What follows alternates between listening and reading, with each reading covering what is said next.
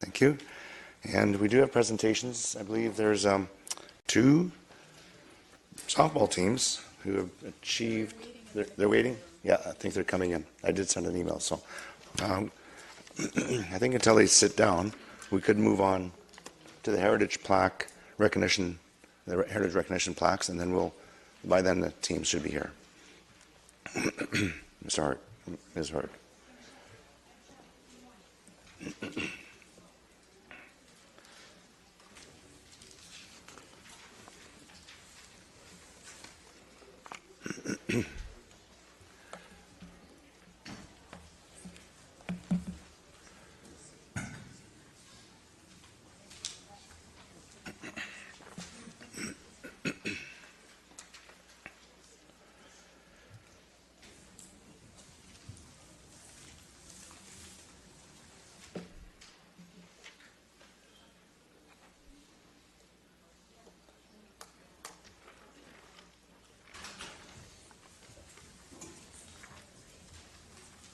Okay. Are you ready to proceed? Yeah. Okay. Thanks. We'll let you go ahead, and then we'll have the teams. Oh, I believe you're going to speak to present the flags. Oh, I see. Okay. Yeah. Okay. And then I'm just going to run these Okay. pictures. Okay. So, let's find my speech. I love this.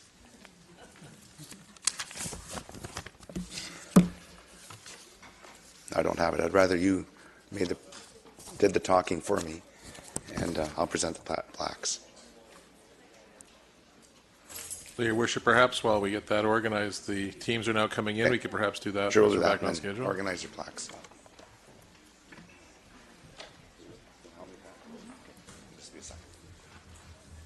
Okay, so we're going to start, after all that, with the North Langley Thunder Supermites, and they have achieved the provincial championship for their age group, and we're really pleased that they could be here and that we can present them with a certificate on behalf of council.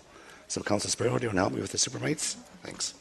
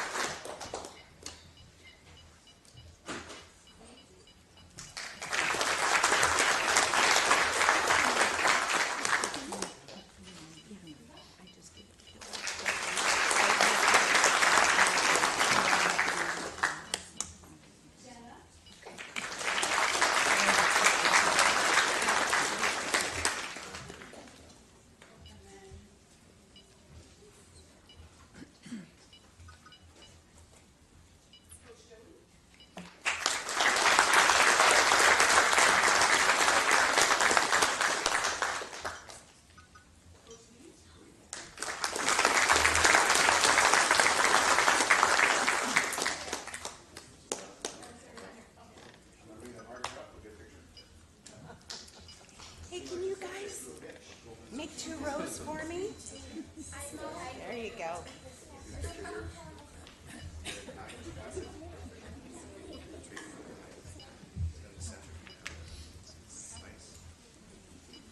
Perfect. Can you all look at me for a minute and give me a big smile? I'm gonna take a couple here. All looking over here. Perfect. Thank you very much.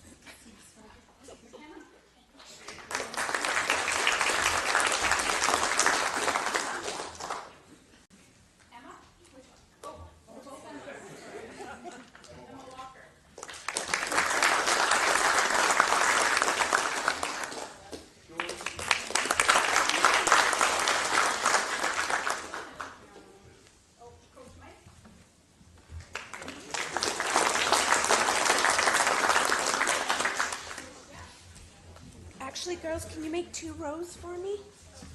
Right over here. And actually, if you wanted to kneel down, that would be great.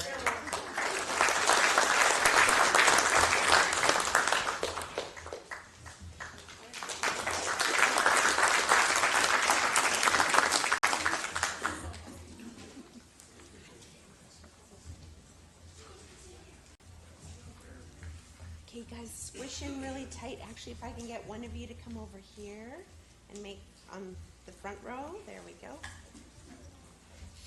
Thank you. Can you all see me? Give me a smile. I'm going to take a couple here and make sure I get all your eyes open.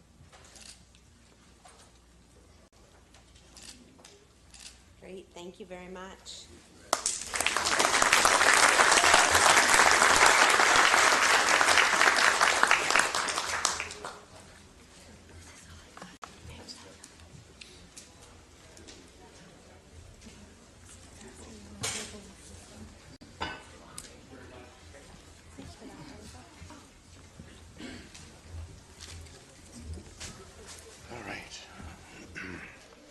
Well, that was cool. It's great to see our young people and Langley and achieve so much. So it's always fun to do that. So now we're going to go to the Heritage Building Recognition Plaques, and Councillor Long is going to do the honors. And, Thanks, Your Worship. And you drink your hot water that we I brought will. you there now. Yeah. So, good evening, everybody, and thank you for being, of course, because we're going to have some very special guests joining us who we would like to recognize for their heritage preservation efforts. So here in the Township of Langley, we value our history, and it's important that we honor and preserve the past. So to this end, the Township maintains a Community Heritage Register. An official listing of historic properties have been formally identified as having heritage value or character. So in 2010, a Community Heritage Register plaque program was started to acknowledge the people and the groups who own the sites on the Heritage Register and are taking steps to preserve, restore, and adapt them for continued use. The recipients tonight are chosen by the Township's Heritage Advisory Committee, and many of the members are here tonight.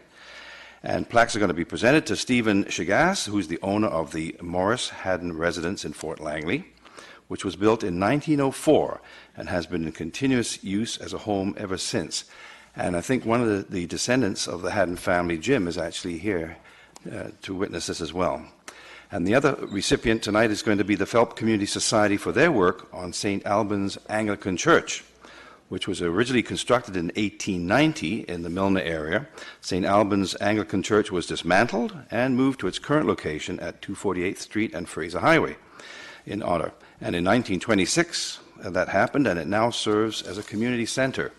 So if Stephen would come up, and along with Chris Bowen and Mike McManus, and the mayor will come here and present these wonderful plaques in honor of your work.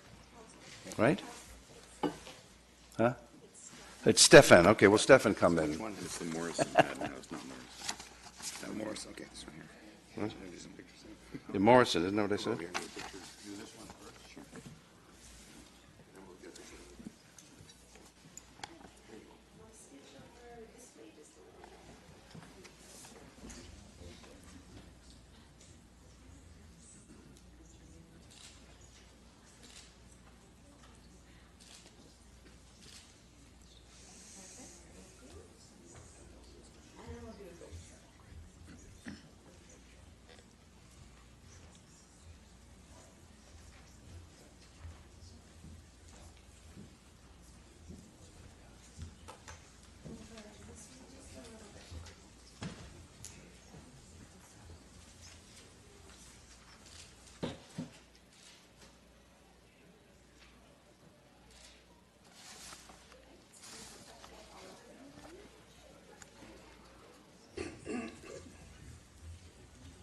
If you could tip it up just a little bit, there we go. Perfect.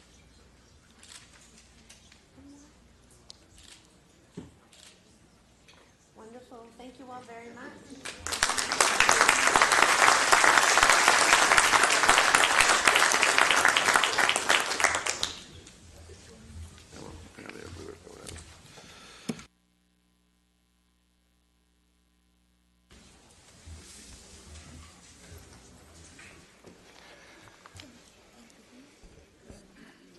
All right, so now we'll move to delegations, and the first delegation is Marlene Best.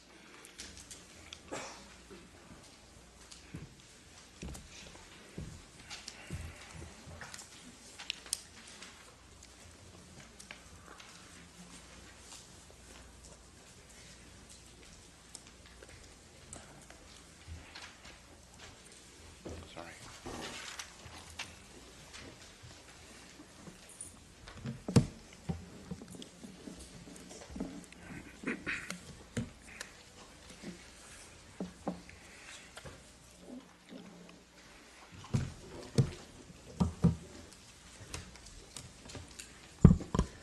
Good evening, Mayor Froese and Council. Thank you for the opportunity to make a presentation on how can a municipality and industry reduce the cost of construction of a home. Just for the record, so it's on the tape, give your name and address. Yes, my name is Marlene Best, Unit 1, 15151 26th Avenue in Surrey. and I have been involved in land development in Langley for 40 years now, and I'm a registered planner and have 40 years experience in civil engineering. Thank you for the opportunity to make the presentation. My interest is why aren't we all talking about this in the Fraser Valley? CREEP, compounded costs to new homes due to policy changes. Planners and council adopt new policies in response to community concerns to improve public safety and to improve municipal aesthetics.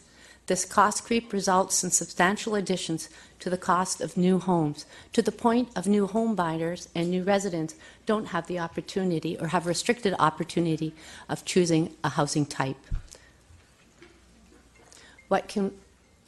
In the last 18 months and in the forthcoming 12, there will be substantial changes in provincial, regional, and municipal development cost charges that increase the cost of a townhouse by $40,000. The township must improve development cost charges. They'll be doubling them. This is a necessity to keep pace with growth. That increase is almost $18,000. The introduction of new CACs add additional $4,800 to the price of a townhouse. GVS and DD, May 1, increased their DCCs by 250%. A proposed TransLink DCC is forthcoming in 2020. $1,200. A new provincial school tax, $1,590. The new property purchase tax has increased from 3%, 4% to 5%, $7,000 increase in the price of a townhouse. And the new speculation tax, which is not the 15% foreign homebuyers tax, but this is a new provincial tax, adds $2,200. What can be done? Municipal staff and the Township Council can team up with industry to create an Omnibus Bylaw to go back and review these policies that have evolved over the last 20 years. The first example I will walk you through is the Willoughby Community Plan requirement that limits the use of vinyl siding to 50% of exteriors. This implies that vinyl siding is an inferior product to cedar and fiberboard. There's no proven science to this necessity for this policy, such that cedar and hardy plank need to be painted every 5 to 7 years, while vinyl siding's life expectancy is 25 to 30 years in the Fraser Valley. The price of hardy plank compared to vinyl is over 300% more. Here are some examples of where hardy plank has been used and that vinyl siding could be used, and to the consumer and even to the seasoned architect it would be hard to tell the difference. Here's an example of an entire townhouse building, which is brand new, that's been built in hardy plank, which could be built in vinyl siding, with no alteration to the integrity of the building or the architectural merit. Another example is window wells. Although this doesn't refer to the cost of a house, it has a practical and an ethical responsibility to the consumer. At retail purchase prices of $420 and $440 for the price of a townhouse, why on earth would we be building houses without windows? This concern comes about from the concern over illegal suites. Well, 1 additional or 2 additional windows in a home will not create the necessity and the logic of a illegal suite. Here is a home, you walk by it, you cannot see the window in the basement. You look over the fence, you can barely see the window in the basement. You look over the fence, and it's a very attractively architecturally detailed window. My last point is we're over-landscaping our townhouses. We've creeped to the point where we think every townhouse has to be a Bouchard Gardens. We live in the Pacific Northwest. Plants grow here. I own 5 acres of greenhouses and have been in the horticultural industry for 50 years. I was born into it. We can be reducing the amount of plant material in our townhouses, in front and rear yards, in backyards, in aesthetic areas by a minimum of 20%.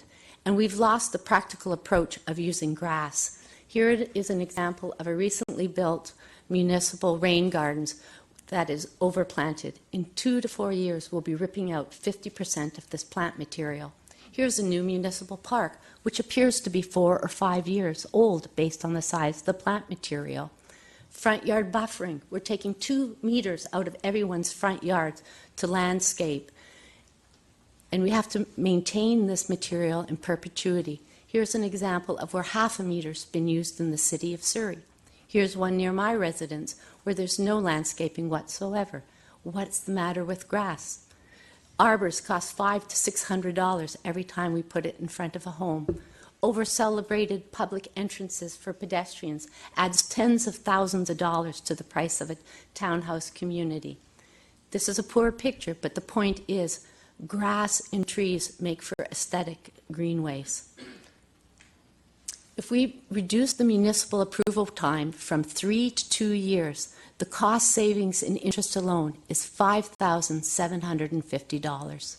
When we add this all up, we come to a bottom line of $15,000, $7,000 on siding, $1,200 on front yard and rear yard landscaping, amenity areas, reduce or eliminate the need for trellis work, and almost $6,000 in savings in interest for the land development process. There is an approach. Council could pass a resolution to engage and appoint a committee of industry, council, and staff to be struck to come up with recommendations and to adopt these recommendations in a 6-month period. It's very realistic to assume that that number of $15,000 with some innovation in joint venture could reach $25,000, which will serve to offset the $40,000 cost increase that none of us can stop from happening. I'd like to open the... I'm here for questions, if you like. Thank you. Councilor Arneson. Yes, thank you very much. That was very interesting. It was a bit of a whirlwind in the sense that there was an awful lot of information there.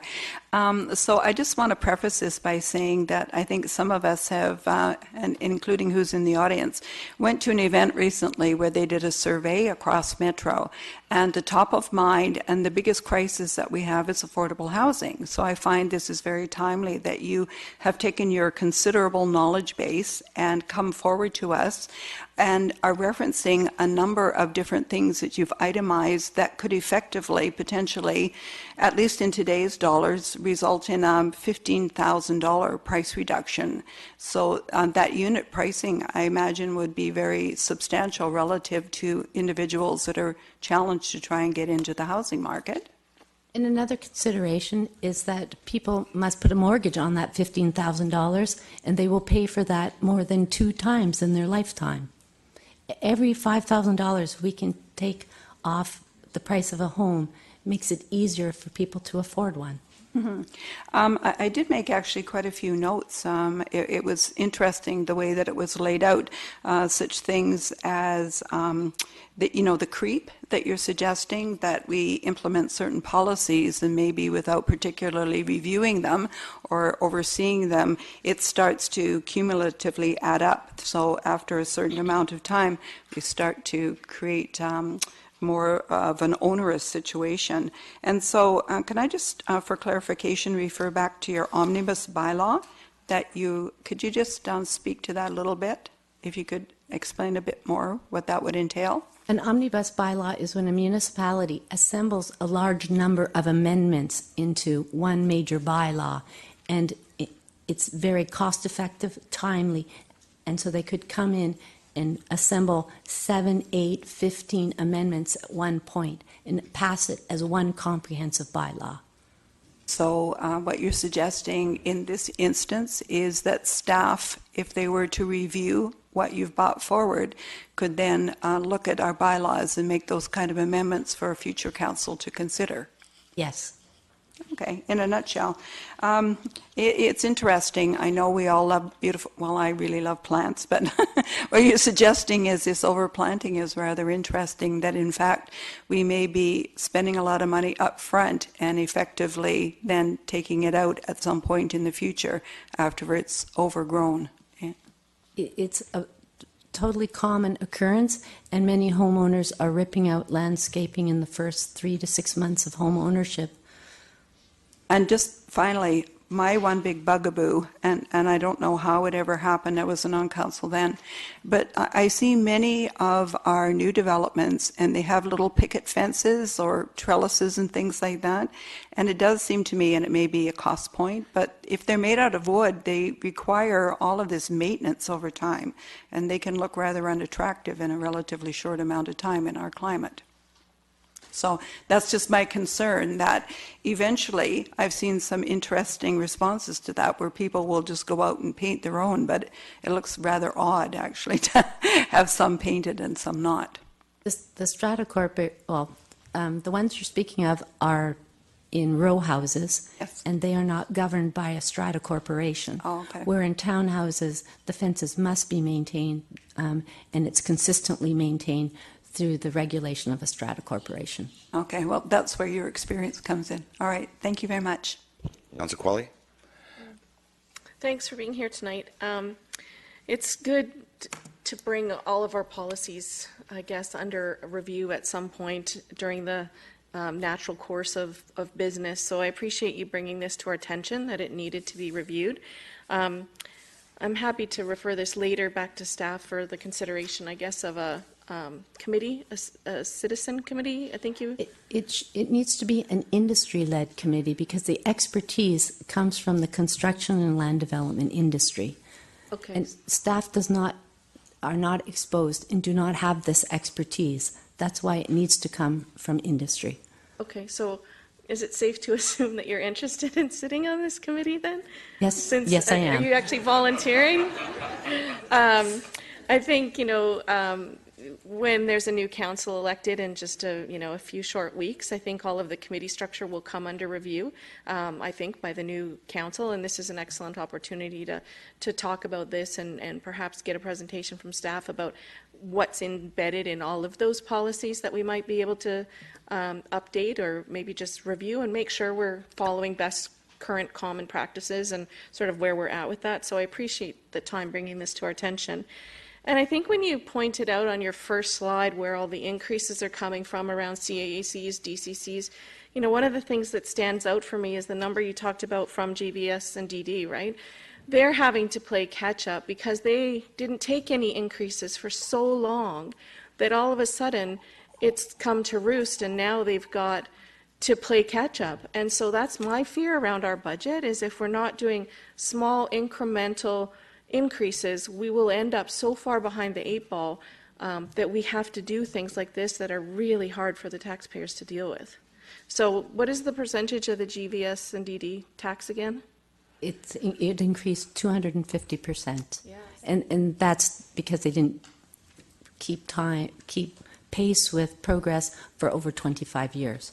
That's what happens when you get behind the tax situation and now you're playing catch up. So anyhow, I appreciate your time and I'm happy to have more discussion with staff and with council about what this committee structure would look like. But I think unless somebody brings it to our attention, we don't know that maybe we're behind a little on some of these things. So thank you for that. Thank you. That's no further questions. Thank you. Okay, the next delegation is the Langley Run Gun Club. Is there somebody here from the Langley Run Gun Club?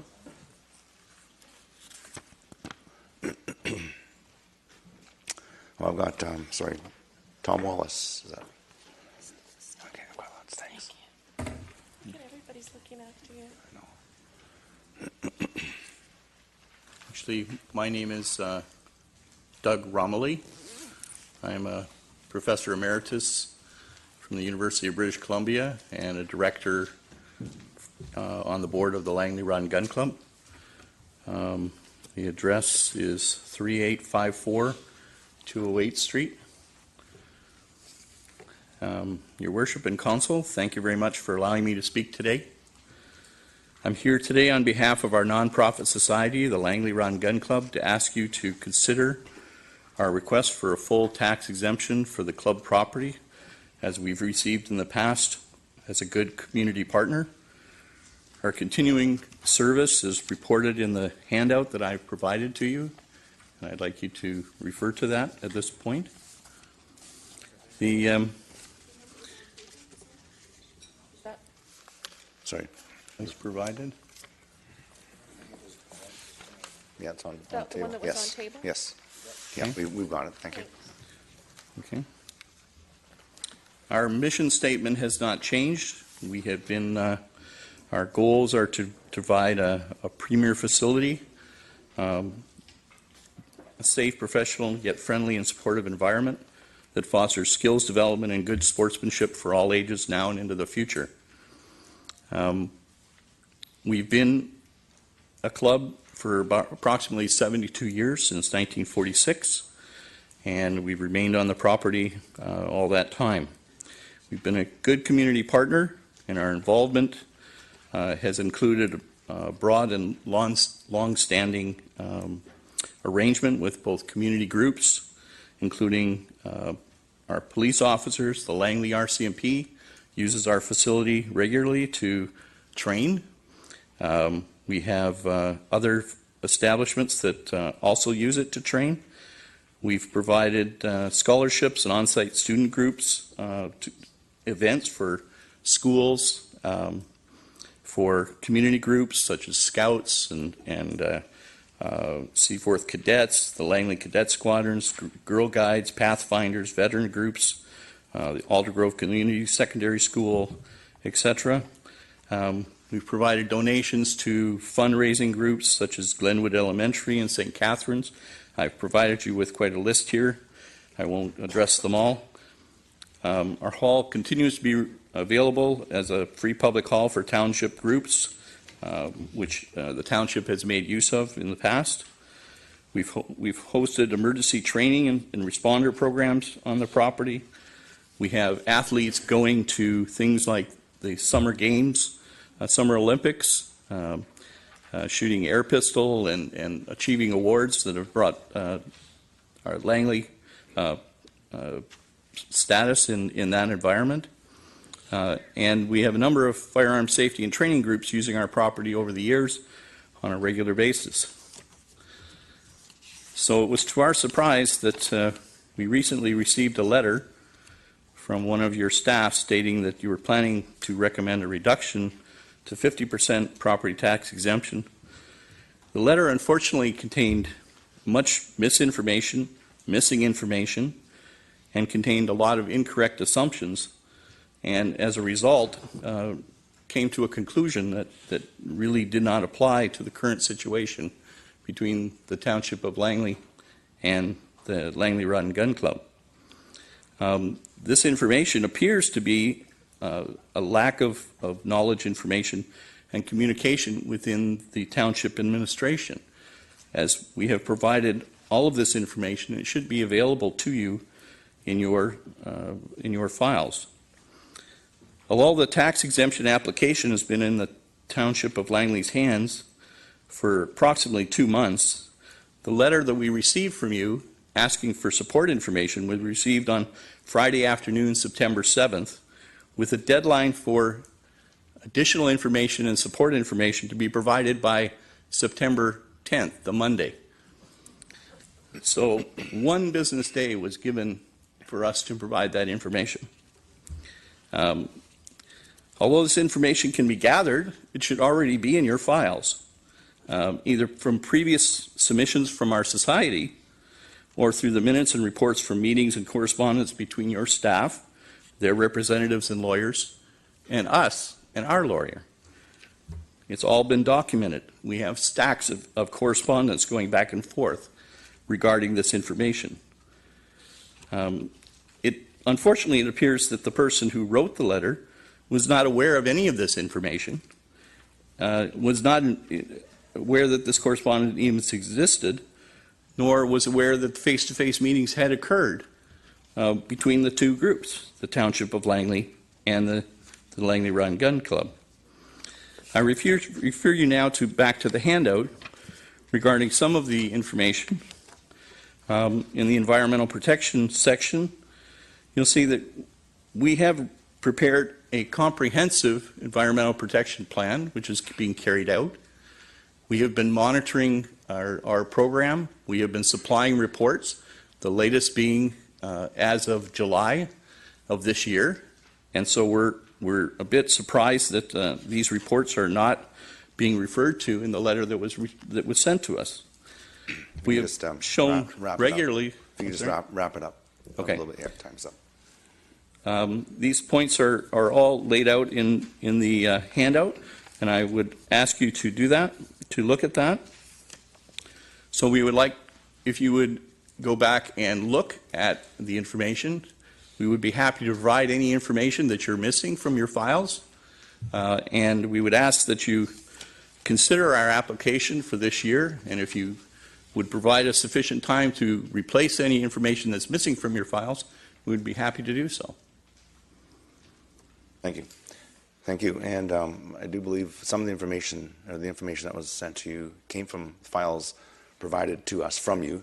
But as you stated, there may be a communication, not disjointed communication. And they will come in front of council later tonight, but we may allow you some time. So, Mr. Backen, did you have anything to add on that? Just, I would agree there's an issue with communications because a lot of the information Mr. Romley refers to was supplied to us as part of the application itself. So if the misinformation is coming forward, for example, residents who are members of the Township of Langley, it's from their application itself. We try to process the materials as best we can with the information they provide, but again, Mr. Romley referred to the fact we've had to have legal counsel engaged historically. There's a fundamental misunderstanding about the grant process. The grant process is discretionary for council to make a determination if it's appropriate. At the present time, the grant to the Rod and Gun Club is roughly 3 times that of any other organization in the township. That includes all churches and other sorts of groups. There's issues about the use of the property as well, not necessarily the condition of the property, but the amount required for the Rod and Gun Club itself. So it is a challenge for us, but certainly we'll take any direction council wishes on this. But again, we'll rely on the material they supply to put in our reports to advise council to have them come forward and tell us that information is incorrect. thank you. So I think as was stated, we'll give you some time. So we will take a look at it tonight when it comes on the agenda. Okay. Okay, thank you. Thank you. Okay, the next delegation is Ms. Marilyn Fisher, AAA Senior Housing.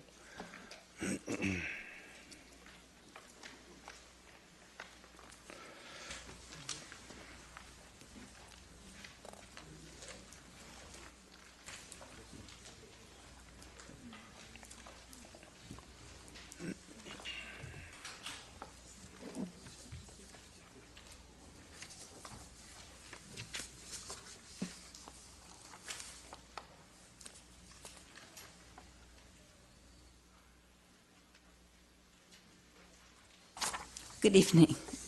Sorry, I thought I was missing one page. I may be. So, anyway, my name is Marilyn Fisher. I reside at 5475 201 Street in the city of Langley.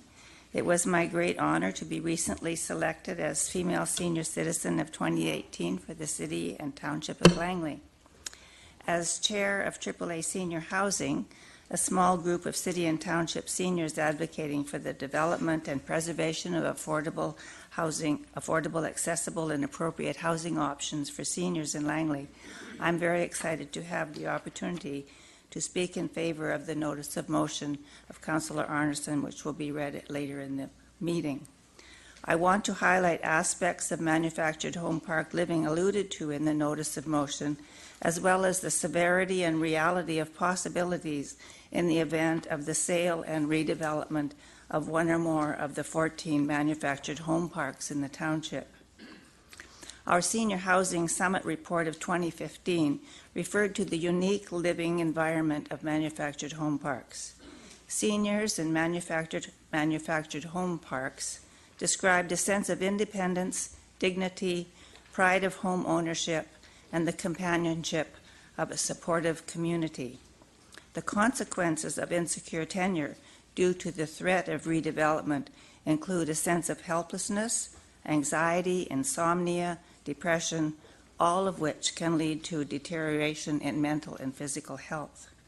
The consequences of actual sale for redevelopment and notice to vacate include all of the above, plus anger, hopelessness, grief due to loss of community and way of life, isolation, and financial ruin for those who must abandon their units, possibly resulting in homelessness.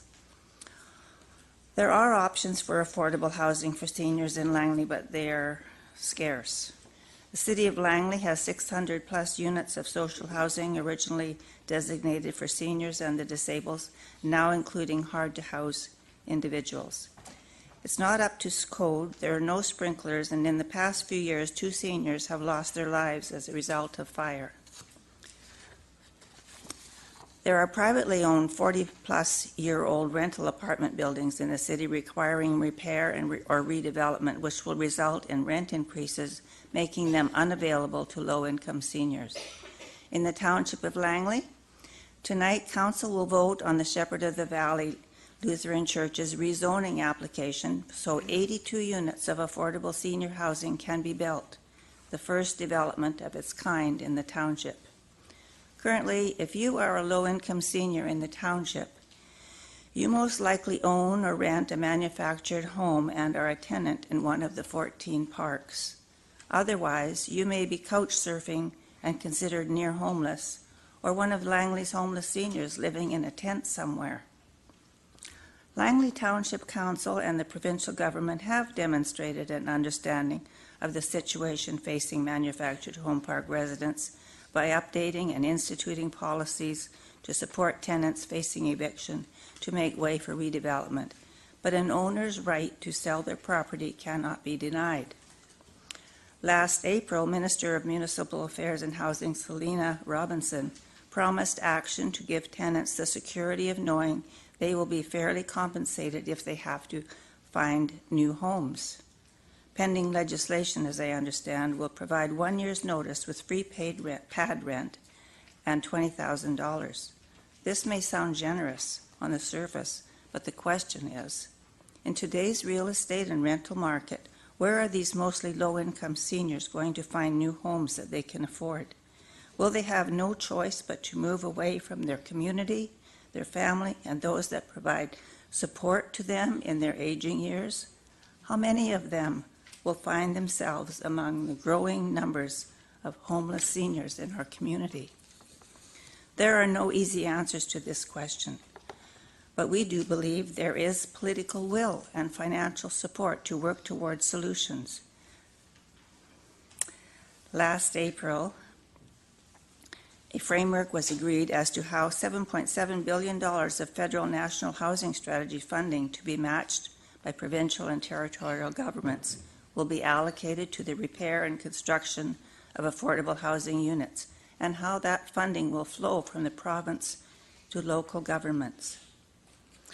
The threat of redevelopment of manufactured home parks is real and possibly imminent. The time is right for Council to move forward to consider options for the development of a seniors village in the Township of Langley to provide affordable housing for vulnerable seniors, especially those senior tenants who may be displaced by the redevelopment of a manufactured home park. Thank you. Thank you. There's no questions. Thank you.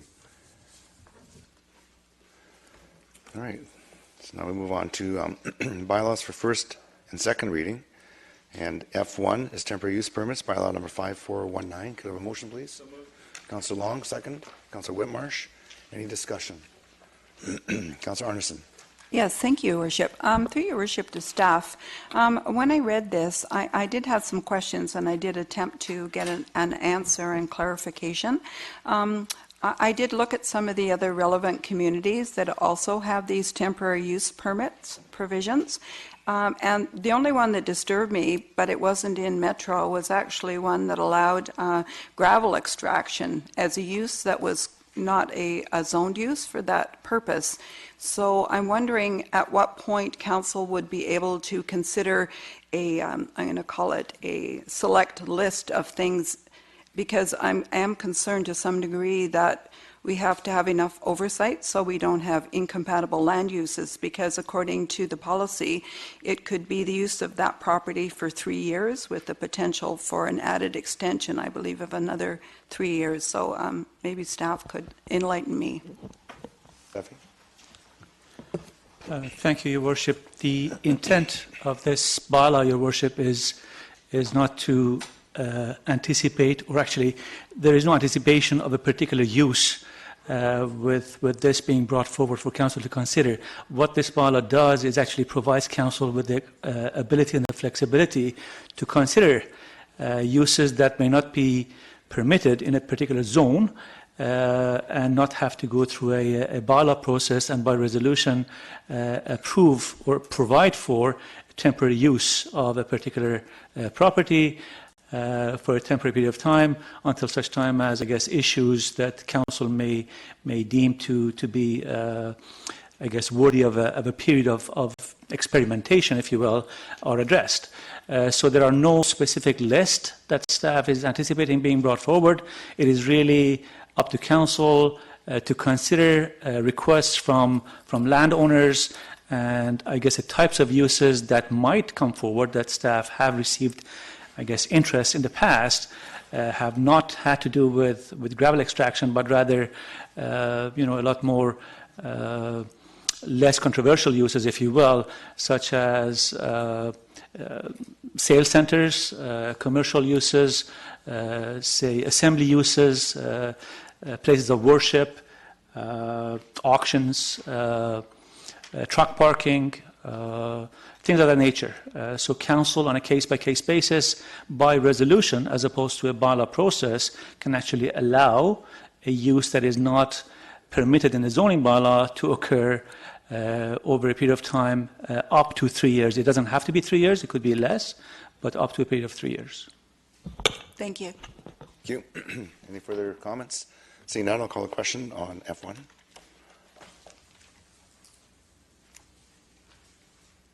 And that carries unanimously. Move on to F2. That's rezoning application 100520 and bylaw 5404. Could I have a motion, please? Councillor Fox, seconder. Councillor Long. A discussion on F2.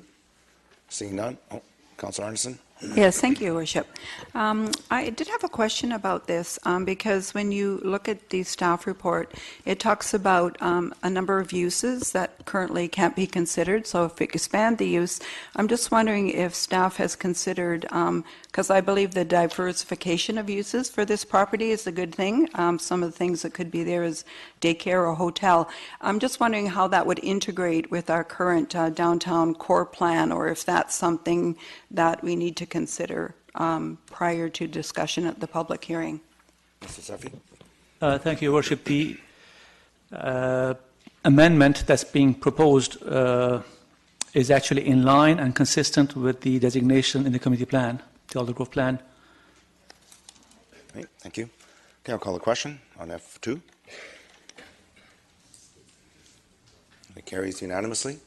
Move on to F3, rezoning application 100512 and development permit application 100976, bylaw number 5418. Could I have a motion, please? Councillor Whitmore, second by Councillor Sparrow. Discussion. Seeing none, I'll call the question. Oops, sorry. I see there's a speaker. Councillor Arneson.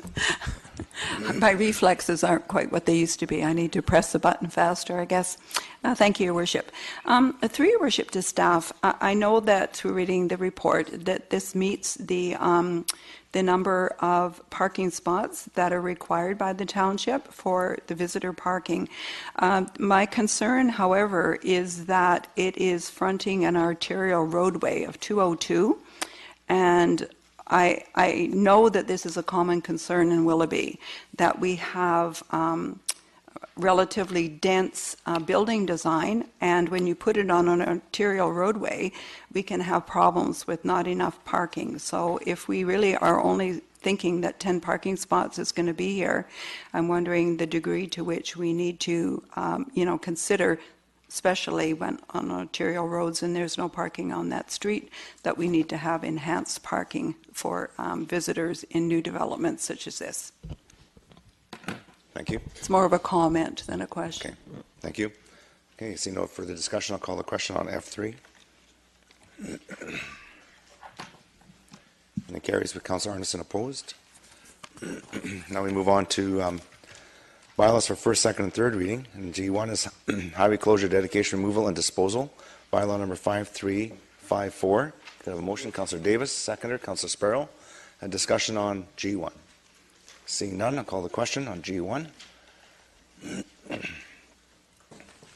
Carries unanimously. Move on to G2. Bylaw notice enforcement, bylaw amendment 5412. Could I have a motion, please? Councillor Fox, second by Councillor Qualley. Councillor Arneson wishes to speak. Yes, thank you, Your Worship. Through you to staff, I'm wondering if we would look at section 141A and section, oh, sorry, I apologize, 141A and section 141B in the report. There's a $500 fine for failing to demolish a building. And that, I'm just wondering through staff, through your worship to staff, is that a statutory limit for this penalty? Because to me, it seems quite low if in fact the incentive for failing to demolish the building is that you could have some ongoing remuneration for yourself if you're allowed to keep two houses on one property. I'll refer that to Mr. Secretary, but I believe it can be levied daily, so it gets quite high. That's correct, Your Worship. That's Apologize, statutory that's cap. different. That's on a daily basis, and it's in addition to other tools available to staff to require compliance. Okay, thank you. Councillor Fox. Just to say, I think this is a really positive thing in terms of trying to move some of these things along. They tend to drag on and on and on, and without a penalty, and this is substantial when you compound it over a daily basis. I think it will motivate people to be a little more diligent about some of these issues, especially the second dwelling not demolished and so on and so forth. So I'm fully in support. Thank you. Now I'll call the question on G2. Did I vote? There you go. And it carries unanimously. Move on to G3. This is the 2019 Permissive Tax Exemptions, amending bylaw 2018, bylaw number 5417. Now, before I take a motion, Mr. Back, and I know with our discussion with the Rod and Gun Club, we would be passing first, second, and third, and then a possible amendment or a referral to the fourth reading for amendment or for discussion. That's correct, Your Worship. There can be an amendment done anytime up to adoption, which is fourth reading. Okay, so if we pass first, second, and third, and do we need to direct staff to get more information from the I think that would be prudent given the delegation in terms of the cross information that's coming forth. It would be helpful if council would actually provide some direction in terms of what it would be looking for. Okay, thank you. So at this point, we'd go for first, second, third, get it on the floor, and then amendment. I'll move that. Okay, so Councillor Fox moves, seconder. Councillor Qualley. Okay, Councillor Richter. So I just want to make sure that the intent is, following the delegation that we had tonight, that staff would liaise with the executive of the Rod and Gun Club to address the concerns that staff have identified and bring another report back to us before we give this final reading? I think that's effectively correct. I think you'd actually want to make that an amendment or perhaps a supplementary motion to the third reading that staff be directed to communicate with the executive of the Rod and Gun Club with the view to resolving any outstanding issues that may still exist and as well taking into account the locational considerations we previously identified. I would make that amendment. Okay, Councillor Richter moves that amendment. Is there a seconder to the amendment? Councillor Arneson. So I'm going to open up the amendment. Is there any discussion on the amendment? Seeing none, I'll call the question on the amendment. And that carries unanimously. So we're back to the main motion as amended. Any further discussion on the main motion as amended? Councillor Arneson? Yes, thank you, Your Worship. I did have a question through you to staff, just of clarification. So there is a category for church exemptions, and I'm wondering, it was not clear to me when I read the report, what our policy refers to when we talk about occupying a building. So I'm wondering what criteria specifically we use, or whether or not a church is being occupied or used in order to meet the standard for tax exemption. I'm just bringing this forward because I've seen a church that I have never seen any use of, and they're on the list. Ms. Sinclair? Through the chair to Councillor Arneson, a place of worship is how a church is described in the policy and in the community charter. And the place of worship itself is statutorily exempt, the actual church building and the footprint that it's on. So that's granted an exemption through the community charter. What we're here to provide is the permissive exemption, which is sort of the parking lot and the ancillary land that's required to support the church service. Not the residents, if the pastor lives on site, not that, but just the parking lot to complete the church. So the building part is actually a statutory exemption outside of our boundaries. So that's not our jurisdiction? Correct. Thank you. Thank you. So I see no further discussion. I'll call the question on G3 as amended. And that carries unanimously. Move on to bylaws for consideration at third reading. H1 is rezoning application number 100510, bylaw number 5400. Could I have a motion, please? Councillor Fox, and a seconder, Councillor Whitmarsh. Councillor Fox. Yeah, this is a particularly important piece of infrastructure for Aldergrove in that we have a real dearth of childcare opportunities. Many people don't maybe not realize, but for example, at Parkside, they had to remove the daycare due to the fact that all the classrooms were needed for the regular enrolling students. So we're losing daycares because of class size language in the schools, and private daycares are finding a really challenging place to go. This particular unit, yeah, I realize it's located relatively close to Fraser Highway, but if you look at it, there's a business service road in front, which would act as the drop-off and pickup for that particular facility, and be, I think, a very functional way without having to have children getting dropped off and picked up on Fraser Highway. So I think this is a really needed facility in the community, and I think the security of that business frontage road will allow parents for access without the hustle and bustle of trying to get out, drop kids off on Fraser Highway or just use Fraser Highway as an access in and out. They could actually go on to 32nd Avenue through the parking lot of the Fox and Hounds facility there. So I think it works well. Thank you. See no further discussion, so I'll call the question on H1.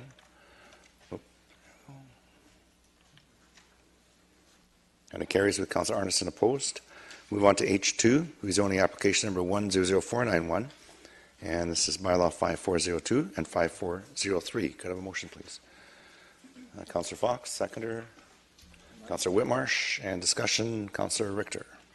Yeah, this is a very interesting application, and I actually went down and spent some time looking around it. And from the public hearing, there was a lot of concern about the loss of trees on the roadways.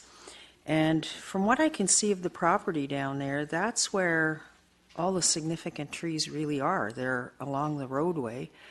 Because the center part of the property is already cleared. And I believe what the proponent said at the public hearing, that they've made every effort to save the ones that they could save that are not in the roadways. So it seems to me that the problem here is the roadways. So I would like to refer this back to staff to see if we can do something different with the roadways down there that would allow more of these significant trees to be retained. Because it just doesn't seem right that we're going to be taking out these huge trees just to put a road in. So I'd make that referral. Is there a seconder to the referral motion? Councillor Arneson seconds. Discussion on the referral. Councillor Arneson. Yes, thank you, Your Worship. I'm in agreement with actually trying to do whatever we can. I had made significant notes about this, and my recollection is that 1,000 significant trees approximately were on the property, and that the agent for the proponent stated that there was approximately, potentially, 10% that could be saved. Saving 1 in 10 is called decimation, and so I don't really think that that should be our standard. And I do agree that we could be more creative at this time, especially looking at the roadway configuration. What could we do in order to maintain the density and the lots, but somehow reconfigure this area? I refer back to other areas in the township of Langley, and it seems to me that currently what we're replicating is just this grid work process, and maybe that's good for the rational use of cars. I'm not sure it's so good for neighborhoods, and it's certainly in this case not very good for trees. Thank you. Councillor Fox. Well, thank you, Your Worship. This, in my opinion, and I've walked this property, seen this property, and looked at it, And this map here, if you exploded it up, it would, I think, exemplifies truly an excellent opportunity for cluster housing. Unfortunately, this isn't an opportunity that we can utilize in this particular scenario. The public spoke, they didn't want 4,000 square foot lots. So what we're left with is 7,000 square foot lots at density.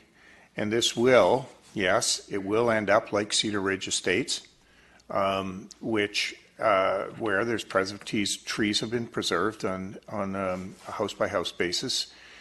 It's unfortunate, but of the trees that are there, yes, there's a gross number of some 1,000 trees, but those trees from the arborist report are in varying degrees and states of life and quality. Some of them are deciduous trees and reaching the maximum age of their lifespan and so on and so forth. Of the healthy, good trees, 68% of them are being, the ones that have lifespans that are going to exceed 10 years, 68% of them are being maintained and will be part of the future housing development here. I harken back, that's what the people wanted. They wanted 7,000 square foot lots. I think the proponent here would have gladly created a nice cluster opportunity for people and preserved a greater percentage of the trees. But unfortunately, that's not the way it came out. And I think this is a perfect example why we don't have the flexibility at this point. So we have no choice but to stick to the OCP and work with what we've got. It's unfortunate, but that's the way it is. And we missed an opportunity. Thank you. Councillor Long. Thanks, Your Worship. It's very clear that the roadway is required. So if what I'm hearing correctly on the referral is we don't need the road, I mean, you have to have a road there, and if the road is there and the trees are in the way of the road, maybe staff can tell us how they can put the road through with the trees still there, and how many trees are being planted to replace it. I think that's important. I was trying to find that in the report, but I understand there's more trees being put in than taken out. Maybe staff can clarify how we can do that. Do you have those numbers, Mr. Seffi? Yes, Your Worship, the tree calculation in terms of the planting regime based on the bylaw is actually on page H242, bottom of the page, tree protection, which discusses the number of trees that are to be planted, total of 183 replacement trees, and 99 trees a total of 183 replacement trees are required, with 99 trees having retention potential. So it's a matter of, I guess, subsequent analysis by an arborist to see if the 99 can be retained or not. Approximately 371 trees will be in place post-development. And I guess in terms of the servicing, as was referenced, I think, by Councillor Fox, it is impossible to service the number of lots, the 7,000 square foot lots, without proper access and circulation to meet the servicing requirements, not just from a water servicing perspective, but also from firefighting and garbage collection, all of those things. The road will be required. And I might also add that part of 27 Avenue, I think it's 27 or 27A, 27 Avenue currently exists as an unopened road allowance anyway. So it just seems obvious that you can't reconfigure it to save those trees. You have to have the roadway. So I'm not sure as a referral is going to help at all. Thank you. Councillor Whitmarsh on the referral. On referral, I would not want to see this referred. I think it meets the criteria of the OCP. It fits with what we wanted, 7,000 square foot lots. That's what people asked for. I think it fits that, so I see no reason to refer it. The road is a very narrow road, 27th Avenue, and in order to do a subdivision like this, you have to build a proper road. I heard people at the public hearing talking about needing a proper road in 27th Avenue. Currently, it's about the width of half a road, and so I think this makes a lot of sense, so I certainly wouldn't be referring it. Thank you. So I see no further discussion on the referral motion. I'll now call a vote on the referral motion.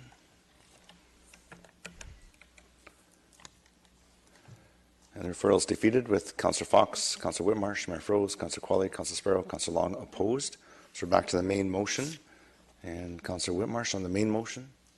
I've spoken. Okay. Councillor Fox on the main motion. Do you wish to I've speak? spoken. Okay. So I see no further discussion on the main motion, and I'll call the question. Oh, sorry.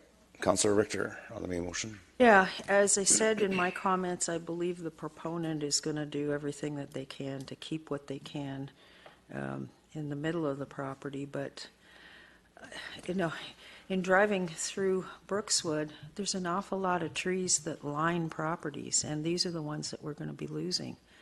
And I think we need to rethink how we're approaching things as we move forward.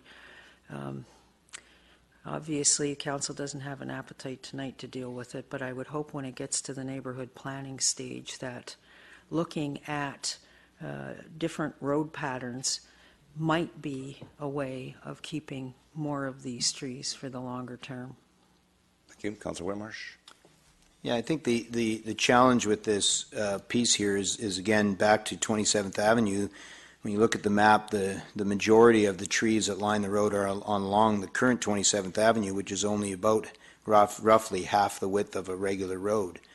And so either way, if you're going to have a proper road, which is something we certainly want to have in subdivisions, is proper roads with sidewalks and those sort of things. If you're going to have that, you're going to have to widen that road, which is right where the trees are lined up currently. So I don't see any way to widen the road and have all the amenities that people want to have and keep all of the trees. You can't have both. And so in this case, I think we're fitting with the OCP and building the proper roads and sidewalks that people are looking for. So I think we need to keep moving forward on this. Thank you. Councillor Richter. I think you can have both. I think you just have to look at areas like Tall Timbers to see where it's been done before. We can recreate that in areas like Brookswood. Thank you. Okay, I see no further discussion. I'm going to call the question on H2. Councillor Fox. And it carries. Councillor Arneson and Councillor Davis opposed. Yeah, you're on. All right, move on to H3, and this is rezoning application 100131, Sandhill Homes, bylaw 5379. Could I have a motion, please? Councillor Fox, seconder. Can I have a seconder on Sandhill? Councillor Long, seconds. Any discussion on Sandhill? Councillor Arneson. Yes, thank you, Worship. Well, I have to say, I was very pleased to see that all of the back and forth and the referral back to staff, that staff did a great job of working with the proponent and has resulted basically in substantial changes to the original plan. So now we're looking at the site plan. I also have to say that after listening to the arborist, I was very disappointed that the Township of Langley, I don't know who to say is at fault here, but I think we need some oversight in the sense that apparently the forested area has been very negatively impacted by infrastructure, houses, roadways, all those kinds of things, which really shouldn't happen. If we're doing a good job, if we're doing due diligence, I think, in terms of our engineering and water management, I really don't see why it would be the case that we've now managed to inundate this forest to the degree that the trees are falling down. That seems rather extraordinary to me. So I think that we need to do something about that. But further to the actual plan, I just want to refer to the fact that it appears that the OCP density has been reached. However, there is a bit of a compromise with the lot size there, so that the internal lots will be smaller. And just a comment about the fact that, excuse me? Oh, it's the wrong plan. Well, I'm reading. Oh, there it is there. Okay. So it went from that to that. Yes, it went from somewhere to somewhere better from my perspective. I noted on page 13, if council wants to refer to that, that there is a proposed buffer to protect the northerly forested areas and to offset the impact of the development. However, my concern is that in respect to the loss of the significant tree cover there, that they should actually be putting in a double size of a buffer, and that those trees be planted there to be size that are proportional to what is somewhat being lost in that area, and we make an environmental enhanced area. I understand it would be a nice amenity. It's going to go along a trail, but I really think that people spoke loud and clear who live in this neighborhood and have used this forested area as a community amenity for a long time. And it is the last forested area, I believe, in the urban area of Murrayville, in the developed area. So I think it's really important that we do the right thing, not only for the neighbors, but for Murrayville as a whole, and try and balance the interests to the best that we can under the circumstances. Thank you. Councillor Richter? I agree with Councillor Arneson, and in particular what bothers me is this is the last piece of forested area in Murrayville, and I don't think there was enough effort made to retain trees, so I'm not supporting it. You, Councillor Davis? You know, I don't believe we have to build houses everywhere, and I think that that green area was a real asset to the school. You know, I walked through the forest a few times when it first came to council and the other day, and it's a great agriculture buffer, and I'm not going to support it. Thank you. Thank you. Okay, I see no Councillor Whitmarsh. Yeah, I certainly appreciate the concerns that are being expressed about the loss of that for trees. The challenge is that this is a private piece of property. It's not owned by the Township of Langley. We could, I guess, try to purchase that for millions upon millions of dollars and then leave it sit as a area of trees. But it is a private piece of property, and it has always been intended that this would be developed, and it's designed now with 13 lots of 10,000 square feet to match the subdivision that's immediately to the west. And so, you know, I think the design is a good design, and it fits with the community plan, and it makes a lot of sense. I recognize that losing trees is not ideal. We certainly wouldn't want to lose trees, but we also have to recognize that this is private property, and to tell a private owner that you have to leave it sitting as a forest is not realistic. And so I will be supporting this application. Thank you. Any further discussion? Seeing none, I'll call the question on H3.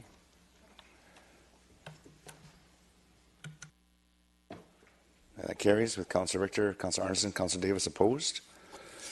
And so now we move on to H4, so Official Committee and Plan Amendment and Rezoning Application 100144, Development Permit Application 100875, Bylaw 5383, 5384. This is Polygon Union Park Homes Limited.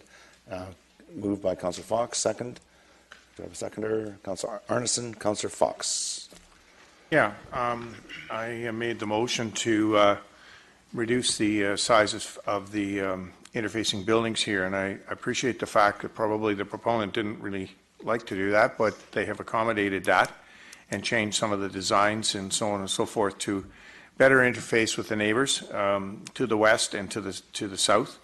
So I think that this has resulted in a better interface with the existing quadra development to the west, especially. I think that what we need to realize too, and part of this is that I'm not sure, in our public hearing we heard a lot about townhouses and so on and so forth, and I'm not sure where that information came from, but the building to the west had to be rezoned to 6 stories at one point in time as well. So this part of the rezoning that what took place was really what happened into that quadra project probably about 8 years ago or 7 years ago when it was in its infancy. So I think we have a greater degree of compatibility here, and thanks to proponents and staff for coming up with the redesign. Thank you. Councillor Arneson. Yes, thank you, Your Worship. I agree with Councillor Fox, and I thank him for bringing this forward. I think that it is a good compromise solution. The roadway infrastructure in particular, as well as the height of the buildings, and how it related to the Yorkson complex to the west seemed to be the primary concern of the current residents. So I feel overall that these substantial, I think it's so important when we consider these, as Councillor Fox has alluded to. Originally, when Yorkson built there, they didn't have neighbors. And so once there are neighbors there, I think we have to consider that the existing neighbors are going to have some interests and are going to come to speak to us about the integration of how they feel that building is going to impact their existing community. So I do support this application. I think that it will provide an opportunity for residents to live within the walking distance to the Willoughby Town Centre and to provide an opportunity for increased transit service. That's something we don't always consider. As we increase density, and on 208 we now have transit service, that there will be more people that will be able to live in that community and avail themselves of that. And I think that that will also help with the DCCs to fill out that area of 208 that needs widening. Thank you. Councillor Qualley? Yeah, thanks. I just would like to thank the proponent for taking the information they learned at the public hearing seriously and for working with our staff to make these revisions. And I think that this is going to create a more tenable situation for the people that are living there now and ultimately a better neighbor-to-neighbor relationship. So I want to thank Polygon for their proactivity in listening to the residents and working with our staff. Thank you. See no further discussion. I'm going to call the question on H4. It carries with Councillor Davis opposed. And so now we move on to bylaws for final adoption. And I1 is Public Spaces Regulation Bylaw 5298, 5297, and 5305. Motion, please. Councillor Fox moves it. Seconder, Councillor Whitmarsh. Discussion on I1. Seeing none, call the question.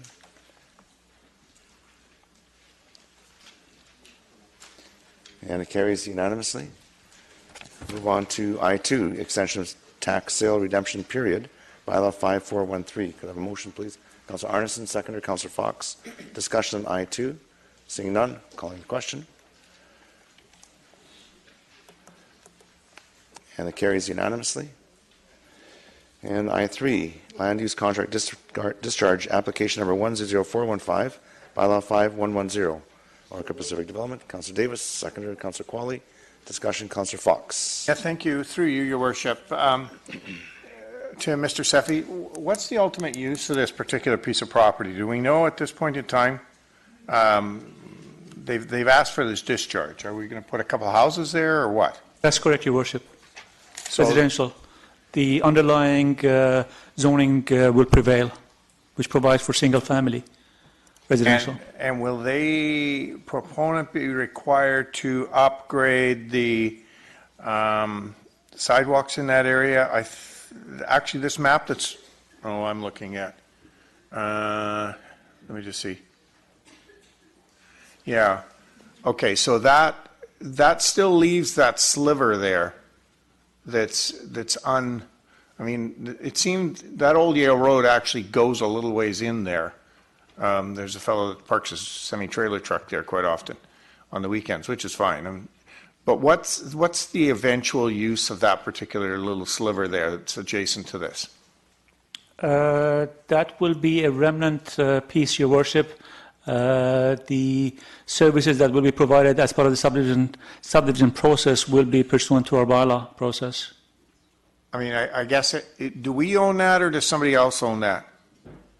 I believe the owner of the subject property has acquired a portion of that, if not all of it, from the township. Hence, the previous requirement for a variance is no longer being sought. Okay, so actually the subject property we're just dealing with tonight, but if we look at the overall envelope, it could be bigger than that subject property to make it a little more, finish that corner off. Okay, thank you. Okay, see no further discussion. I'll call the question on I3. It carries unanimously.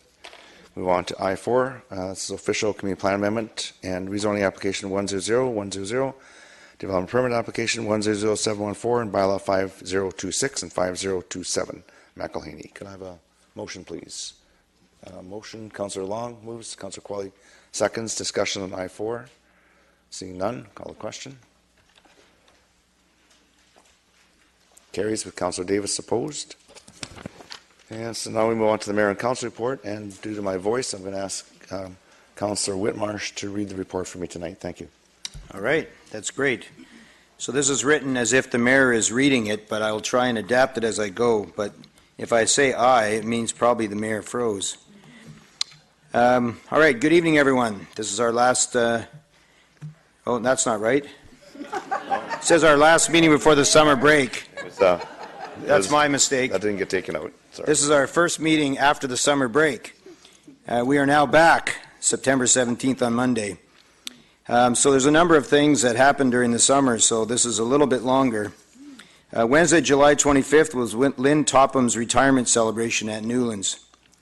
And Mayor Furrow stopped by to wish her the best and thank her for many years of supporting the community through Encompass Support Services Society. On Sunday, August the 12th, the Rcmp Temple welcomed the BC Jade Buddha. So that is actually me standing there. A symbol of good luck, happiness, and peace. I'm the guy with the microphone. The Buddha's behind. And there I was to bring greetings from the township. On Tuesday, August 14th, Mayor Furrow attended the Trinity Western University's Paper and Ink Chinese Calligraphy exhibit at the Richmond campus. And you also see Mayor Brody from Richmond there, and I was there in the audience. Friday, Saturday, and Sunday, August 16th, 18th, our local Rotary clubs hosted the first annual Rib Fest in McLeod Athletic Park.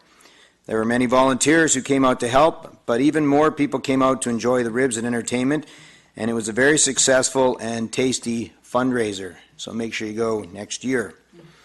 On Saturday, August 18th, we celebrated the opening of arena and ice rink at the Aldergrove Credit Union Community Center with all the hockey teams, skaters, and a very special guest, Shay Theodore, right in the center there, of the Vegas Golden Knights. Everyone joined us in the parade that followed the Zamboni from the old Aldergrove Community Arena to the new Recreation Center. There for the event were Councillors Arneson, Davis, Fox, Qualley, and myself. This past Saturday was the official opening of the entire facility. Just stay there for a sec. I tried to, he's a former student of mine, so I tried to get a percentage of his salary. But he wasn't willing to share for some reason. I don't know why, but you know, I thought, hey, I had a part in his education at one point in time, but he's gone to hockey instead. And Saturday, August 18th was also the Vancouver Zoo's 48th anniversary and barbecue, and the group Polycrete barbecue as well on the 18th. On the next day, on the 19th, was a celebrity car wash to raise money for the Volunteer Cancers Drivers Society. Look at that, washing his bike. Nice job. You got someone to help you there wash it. Is that? I don't know who that is. Volunteer.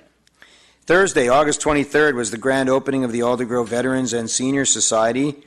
There was an amazing lunch and several activities happening that included a Tai Chi demo and live music. On August 24th, we held a ribbon cutting for the new Glover Road roundabout and 80th Avenue extension, which will provide a much-needed east-west link for the growing Willoughby area, particularly between Trinity Western University and the Langley Events Centre. Councillors Davis, Fox, and Whitmarsh were there, and so was Mayor Froese on hand for that event. That's an amazing road. Of course, you're not supposed to go on it, but I just happen to know it's really good.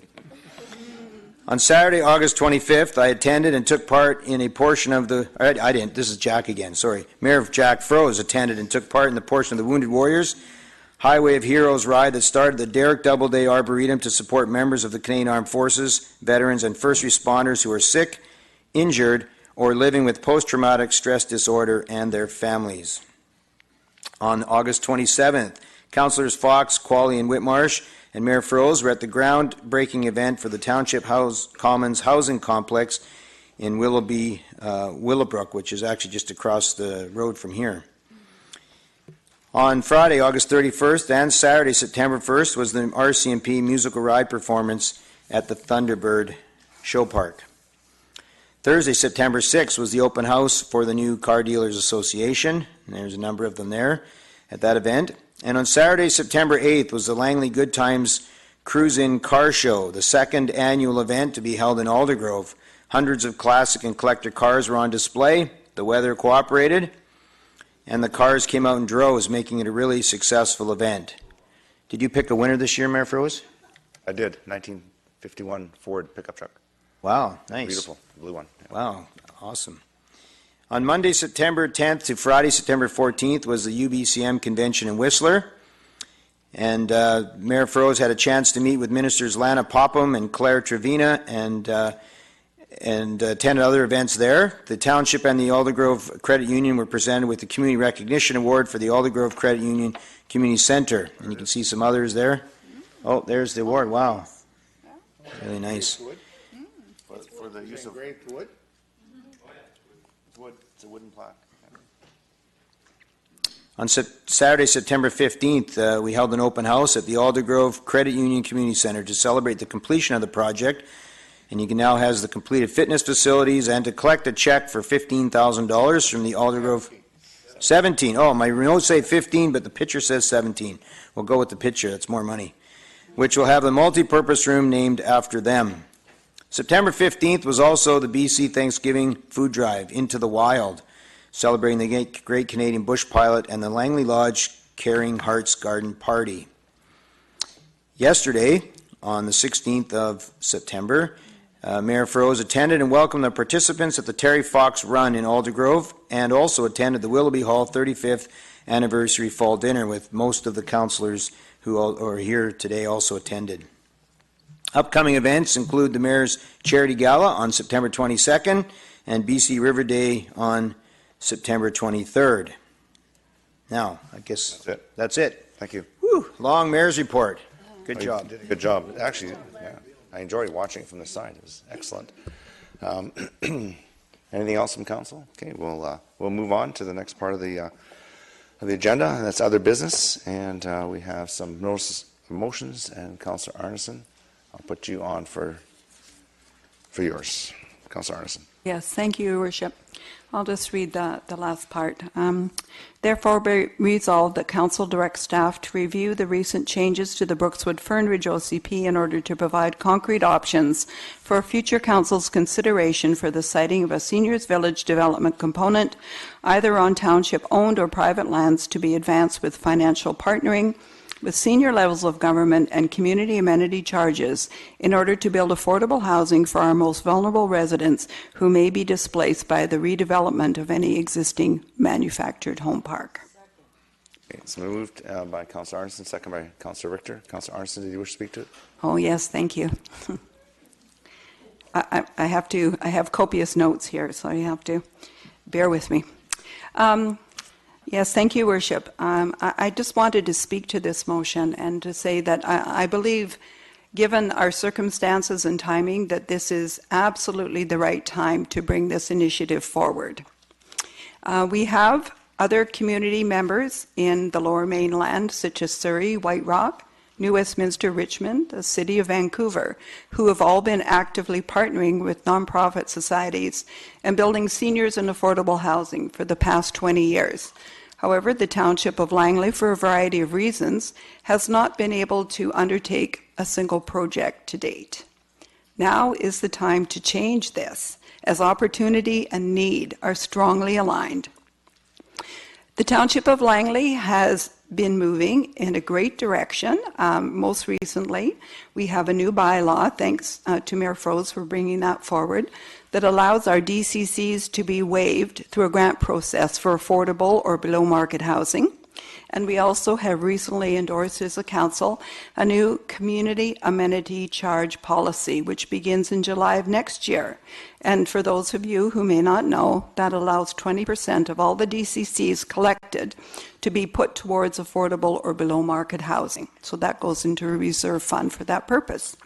So just to clarify, oftentimes when affordable housing comes up, it is the case that there is not a good consensus about what that actually means.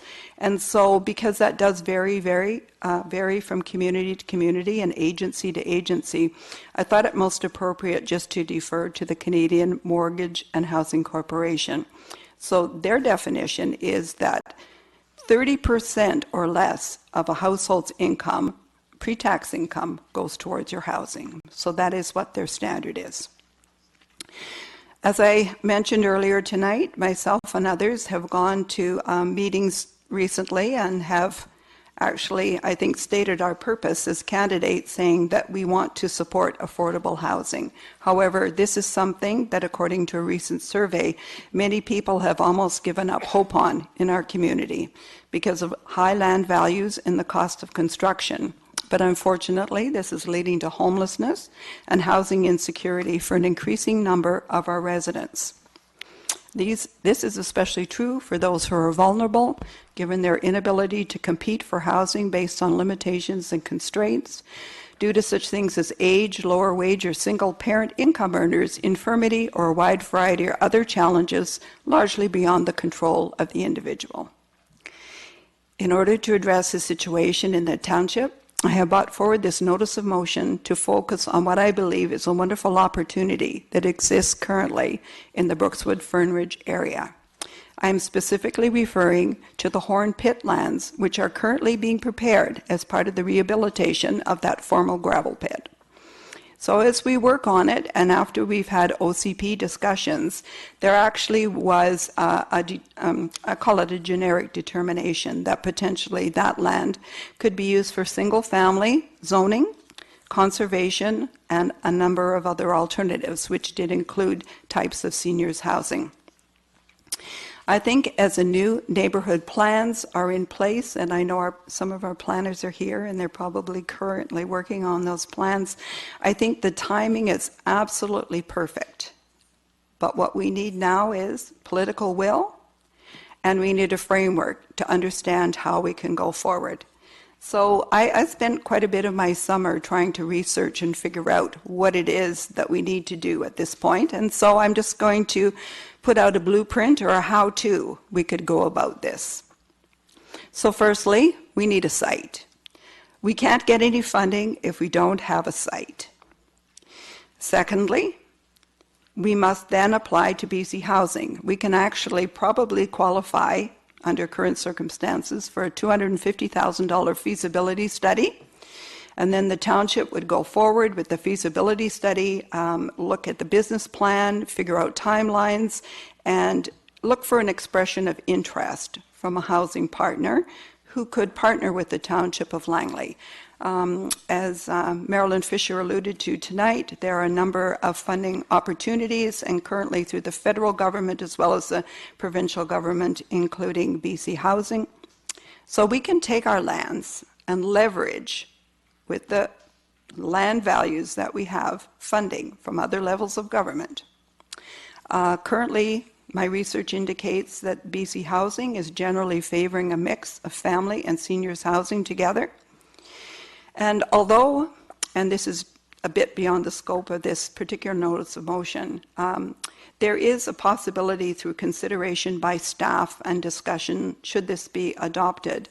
You know, there are a lot of varieties of ways in which this could happen. It includes leasing of land from the township. And what that would do is would mean that the township would not have to divest themselves of the property, but in fact, it would be ours for much longer and appreciate in value. So in order to get this to happen, I'll just reiterate, the land must be subdivided. It needs to be of a substantial size, should be in the Horn Pit case, close to 200th Street, where there will be access to public transit and services that are readily available. And just finally, I think this is one of the last opportunities that we have for a visionary decision in our community. Land that the taxpayers own can be used to service families and seniors. I think we need to act now, and I'm hoping that Council will support this initiative. Thank you. Just like to warn Council, there are some items that are discussed in closed that are sensitive, and perhaps through. Oh, no, it's public information. Okay, Councilor Richter. Yes, I just want to say I support this as well. This council made efforts to address the issue of youth homelessness in this last term.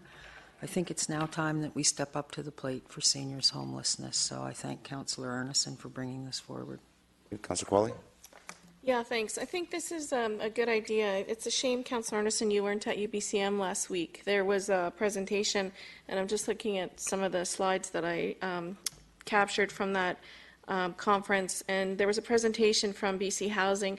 They've created a new node inside BC Housing called the Housing Hub. And with that, they are working with municipalities to focus on partnerships and bring all of that to the table. And they're spending a lot of time and money through this hub to help facilitate this. So you're right, I think your timing is good on this, and I think the provincial government has an appetite to make some of this happen. And I think, it's important that without lots of other development and business going on in the township, it's difficult to help subsidize some of these things. So I'm going to support the motion, and I'm anxious to see how we can work with the Housing Hub to make this a similar project or that project a reality. And one of the other 30-point, they called it their 30-point strategy, I think, is to take legislative action through the Manufactured Home Park Tenancy Act to increase the rights of owners of manufactured homes.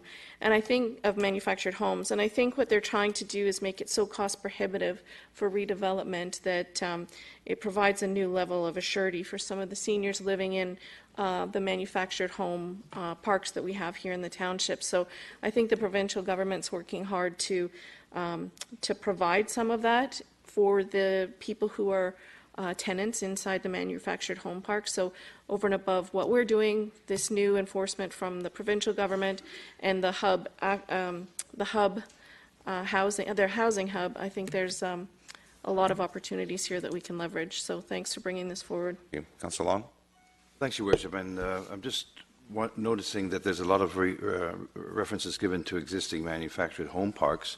And certainly that is a consideration, and that does pop up a lot. But there are all kinds of situations that seniors find themselves in, and others having to move out of perhaps two-story homes or larger homes that they've lived in all their lives and need to downsize and so forth. So I know that it mentions manufactured homes there, but we should be looking at, when the report comes back or the actions are taken, look at all kinds of reasons why seniors would be looking for housing.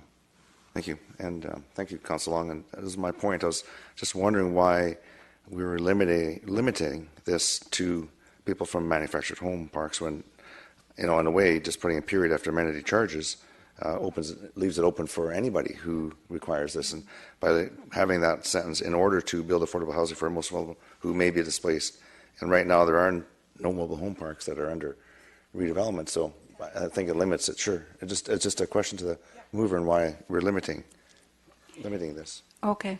Can I? Yeah. Thank you. Oh, thank you.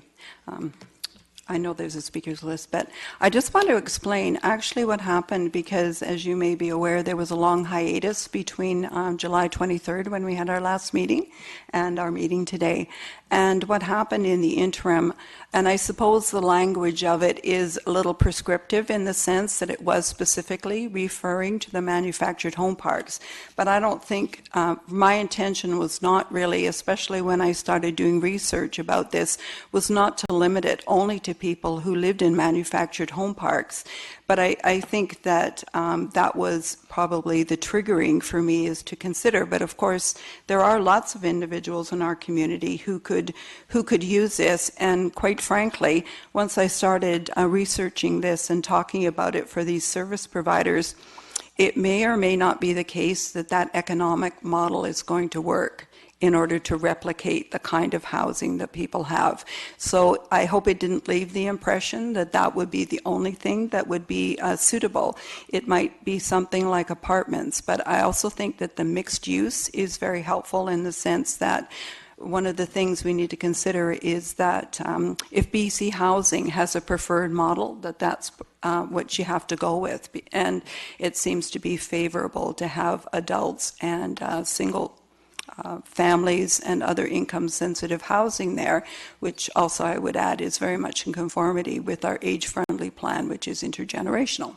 So if we want to change the wording, that would be fine, but just to explain, my intention is really to broaden it. So if you would consider adding the words after the word vulnerable residents to such as those who Yes. may be. So Sure. if that's an amendment and there's unanimous consent by council, we'll take that as an amendment then, to add the words such as those who may be. Okay, thank you. Councillor Whitmarsh. Yeah, thanks to Councillor Arneson for bringing this forward. I think it is timely, and it's a good thing for us to begin working towards and discussing. I'm just wondering, recognizing certainly the opportunities that might be available in Brookswood Fernridge, I'm wondering as well, in terms of limiting it, this particular motion limits the discussion and possibility to Brookswood Fernridge.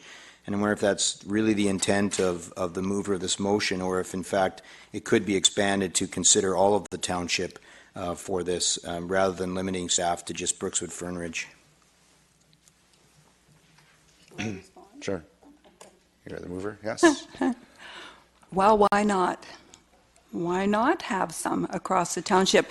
Really, the focus on Brookswood Fernridge it was because of the fact that the township owns a rather large piece of property, and if you look at what our land holdings are, it seemed to me that once we're working on neighborhood plans, it would be ideal to consider an area that we're developing and redeveloping. I'm not averse at all. We could have it in Murrayville, we could have it in Fort Langley, we could have it in many different places, and maybe... Fort Langley. Oh, sorry. Well, why not? No, never mind. My assessment of it is that if it's really, if pragmatically speaking, it's tied to lands, then we have to assure ourselves that we have an appropriate land base that could work on. That's my only criteria. Thank you. See no further discussion, so I'll call a question on the motion as amended. Oh, Councillor Long, did you? Well, are we looking to amend that? No, we did an amendment by unanimous consent. Okay, if we want to do that, then that would have to be an amendment. Councillor Long. Well, I mean, we could just tidy it up in that respect and just remove the words, the recent changes to Brookswood Fernridge, and say that staff review our OCPs. But, don't like to do things on the fly, but that would take, open it right up to anywhere, right? Therefore, be resolved that Council directs staff to review our existing OCPs to provide a concrete options. Okay, so I don't think the mover wants to make that change, so we'll leave it the way it is. Okay, well done. Okay, I'm going to call the question as amended. M1.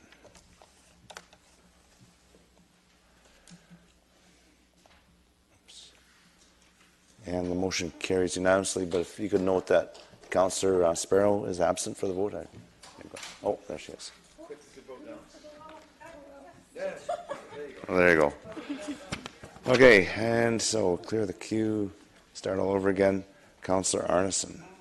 Okay. You're on. All right. I promise we won't hear from me again tonight. Oh, maybe that's a promise I can't keep. Okay. Oh, I'm trying to get back this. Therefore, it be resolved. The Council directs staff to correspond with the Ministry of Health and Fraser Health Authority senior executives in order to outline our concerns and facilitate a framework for dialogue and focused discussions regarding collaboration between our levels of government and the Fraser Health Authority in order to enhance everybody can read better than I can, to ensure that local development is rationally tied to the ability to provide adequate health care through the construction of a new hospital in Langley Township or its near vicinity in the foreseeable future. Okay, it's been moved by Councillor Arneson, second by Councillor Davis, and any discussion? Councillor Fox. Well, if you look at what's happening in the province right now with hospitals, a new hospital is probably out of reach. If you look at Kamloops, Royal Inland, which we happened to be in the other day, they did a major expansion. Penticton is getting a major expansion. The Ministry, the Treasury Board, does not like building new hospitals. They've talked about one in the Clayton area, but what I think is more important is that we don't tie ourselves to a new hospital. I think if it was an expanded hospital on the present grounds, because they do have enough land, so I'm going to make a suggestion that we add new or expanded hospital, expanded existing hospital. we're putting all this money into the emergency ward expansion. The Ministry of Health doesn't like to see that money sort of go to waste, especially when you're doing a $15 million capital campaign to pay for it. So I think that we might be better off, or have a better chance of getting an expanded version. Now, I'm sure many of you have been to Surrey Memorial. They just got a recent expansion again, but they also have Jimmy Pattison outpatients. And I mean, maybe a new model would be to have something like an outpatient kind of complex on the campus of Langley Memorial Hospital as well. They do procedures there, day procedures, in, out. I think my wife had 3 or 4 day procedures through her cancer journey. I've been there for a couple. And so that might be one option too. So I think that there are models around, but to expect a new hospital, I think, is just a little bit out of reach.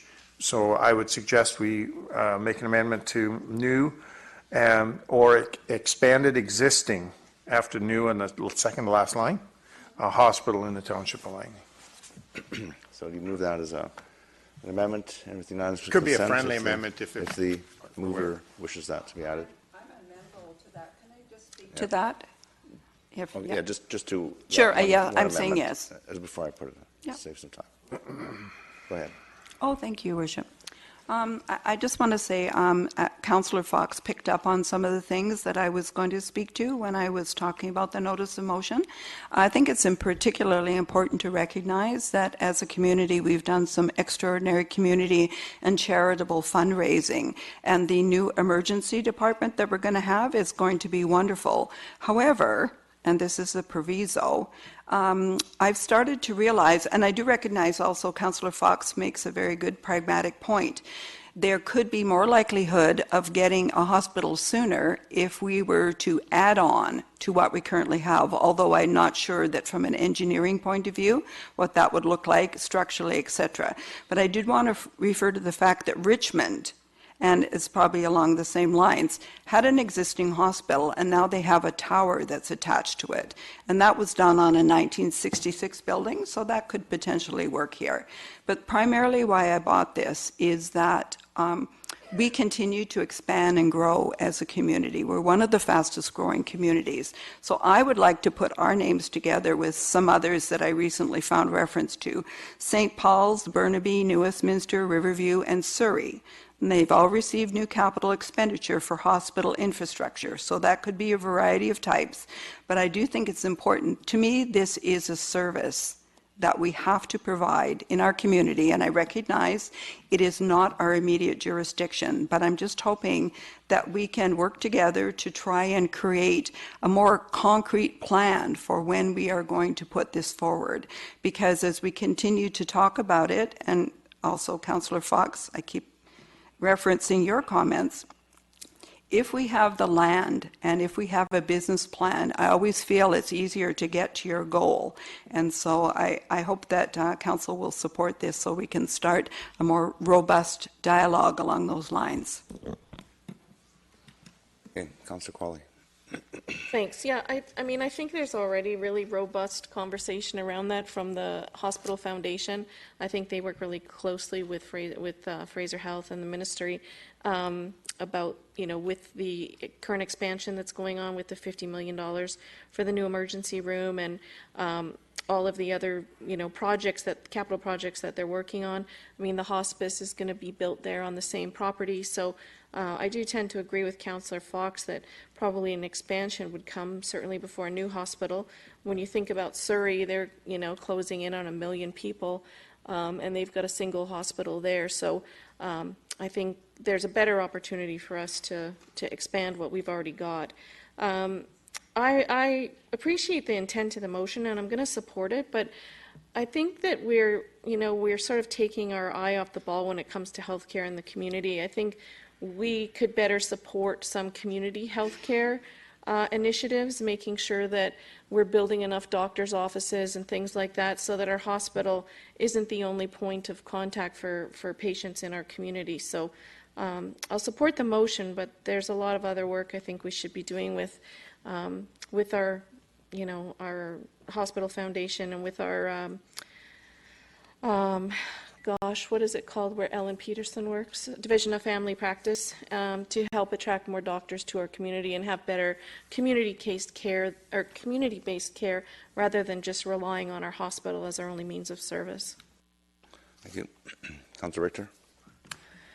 Yeah, I absolutely agree with the intent of this. I'm going to support it. I'm not sure we're going to get the funding here in Langley. I've heard that a new facility is going to be built, and it will be built in Cloverdale, Clayton area. And I can see why the provincial government would want to put money into that area before they put money into our area. Having said that, if a new hospital does go into Cloverdale, it will draw some of the pressure off our hospital. But I'd also like to point out that I think that there's progressive ways that we could address the issue of primary care. That's the problem in this community. We don't have enough primary care. And I think that there's partnerships through private industry, through physicians, through developers, in order to bring more primary care into a community. And I think we should be encouraging those types of approaches. In particular, if we go ahead with these new towers in Willoughby, you know, maybe the bottom 2 floors should be set aside for a primary health clinic. Because the people who need servicing and health care right now are the people who are in Willoughby, because that's where the most dense population is. And Brookswood will be the next area that will need it. So in addition to looking for traditional mechanisms to bring more health care to the community, I think we have to start looking at progressive methods as well. Thank you. Councillor Whitmarsh? Yeah, this motion asks staff to correspond with senior executives in the Ministry of Health and Fraser Health. And I just had a question through your worship to staff. What are the kinds of things that we do already as staff in with regards to this? Do we have these kind of conversations on a regular basis? Do we meet with people from the ministry and Fraser Health and talk about the hospital? Are we already engaged in this kind of thing, or would this be something that would be new for our staff to begin doing? Mr. Seffi, before you respond, I can just say that the example of the last major expansion at the hospital, the emergency department, I certainly was engaged with through the Langley, the foundation, the hospital foundation, with the ministry and our MLAs and Fraser Health, Mr. Michael Marchbank. We had discussions regarding the need, and so there were discussions at that level. More in support, because we don't build hospitals, we're a municipality, but certainly there to advocate and support the efforts of the local management of the hospital and the hospital foundation. So that has occurred and at my level, and Mr. Seffi at the staff level? Exactly the same, Your Worship. Okay. There are ongoing discussions at the staff level in terms of what improvements can be made to their existing facilities, as well as discussions about what else could be done on an ongoing basis. So is this motion then really just confirming what we're already doing, or would there be something new that would be in this motion that we're not currently doing? Steffi? Your Worship, I guess the motion, if passed, will give a bit more focus to staff and the discussions that are being had with the Fraser Health Authority in terms of, I guess, pragmatic and innovative ways of trying to find ways to either provide for funding from sources that have not been looked at previously in terms of the need for additional care. Thank you. Thank you. Councillor Sparrow? Thank you. I just wanted to, there's been many great comments, said I wanted to echo Councillor Qualley's comments. This is definitely a complex issue, and there's many pieces to the puzzle to solve this, but you know, we are having families arriving at walk-in clinics at 10 a.m. and having them already be full, and having seen the amount of patients that they can see for the day. You know, they are often then turning to the hospital as a only real means of seeing a physician. So I think there is definitely, as was stated, many aspects to this that is not just necessarily a new or an additional hospital, but addressing some of the other concerns about just providing general care for our families and in the community. So I'm going to support this, and I agree about continuing the dialogue to sort of look at all different solutions. Okay, thank you. I see no further discussion. So prior to calling the question, Councillor Fox had raised an interesting point, and as an amendment, and so I was suggesting that after the words construction of a new hospital, we could add and/or expansion of existing facilities and services, which would broaden it. So after the words hospital and/or expansion of existing facilities and services, does that suffice? Because it doesn't just restrict it to the hospital as we're looking at. So if there's unanimous consent of council, we'll accept that amendment. Okay, so with that amendment, I'll call the question on M2 as amended. And that carries unanimously. And so now I'll go to Councillor Fox. You want to just hand those down? Thank you. That's for you, Councillor Richter. Assuming this gets council's piques council's interest, I won't go through the whereases. Just before there be resolved that staff can review this code of conduct bylaw. That's the one from Port Moody. Report back as to its applicability for implementation in the Township of Langley, noting what its strengths are and what we would need to happen for it to become a reality here in the township. I so move. Okay, seconder. Yeah. Councillor Qualley, second. So, can I talk to Yes. Yep. I just handed out, this is related to a code of conduct. It was a topic of significant interest at UBCM, I understand, and this particular document came directly from UBCM on getting started on a code of conduct for your council board.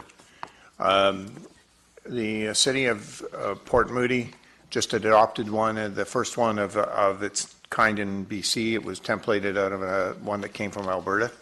And there's a great deal of interest in each and every municipality moving towards something of this nature across the province. In fact, the province is very interested in having each municipality address the issue and come up with their own as part of the discussion that took place at UBCM. So that's my motion. A couple of extra, I see there's some candidates up there. You might want to come rush down here afterwards to pick up a copy just so you're in the know. Don't all come at once though. But here we go. So that's why I so move. Thank you. Thank you. It's been moved and seconded. Councillor Richter.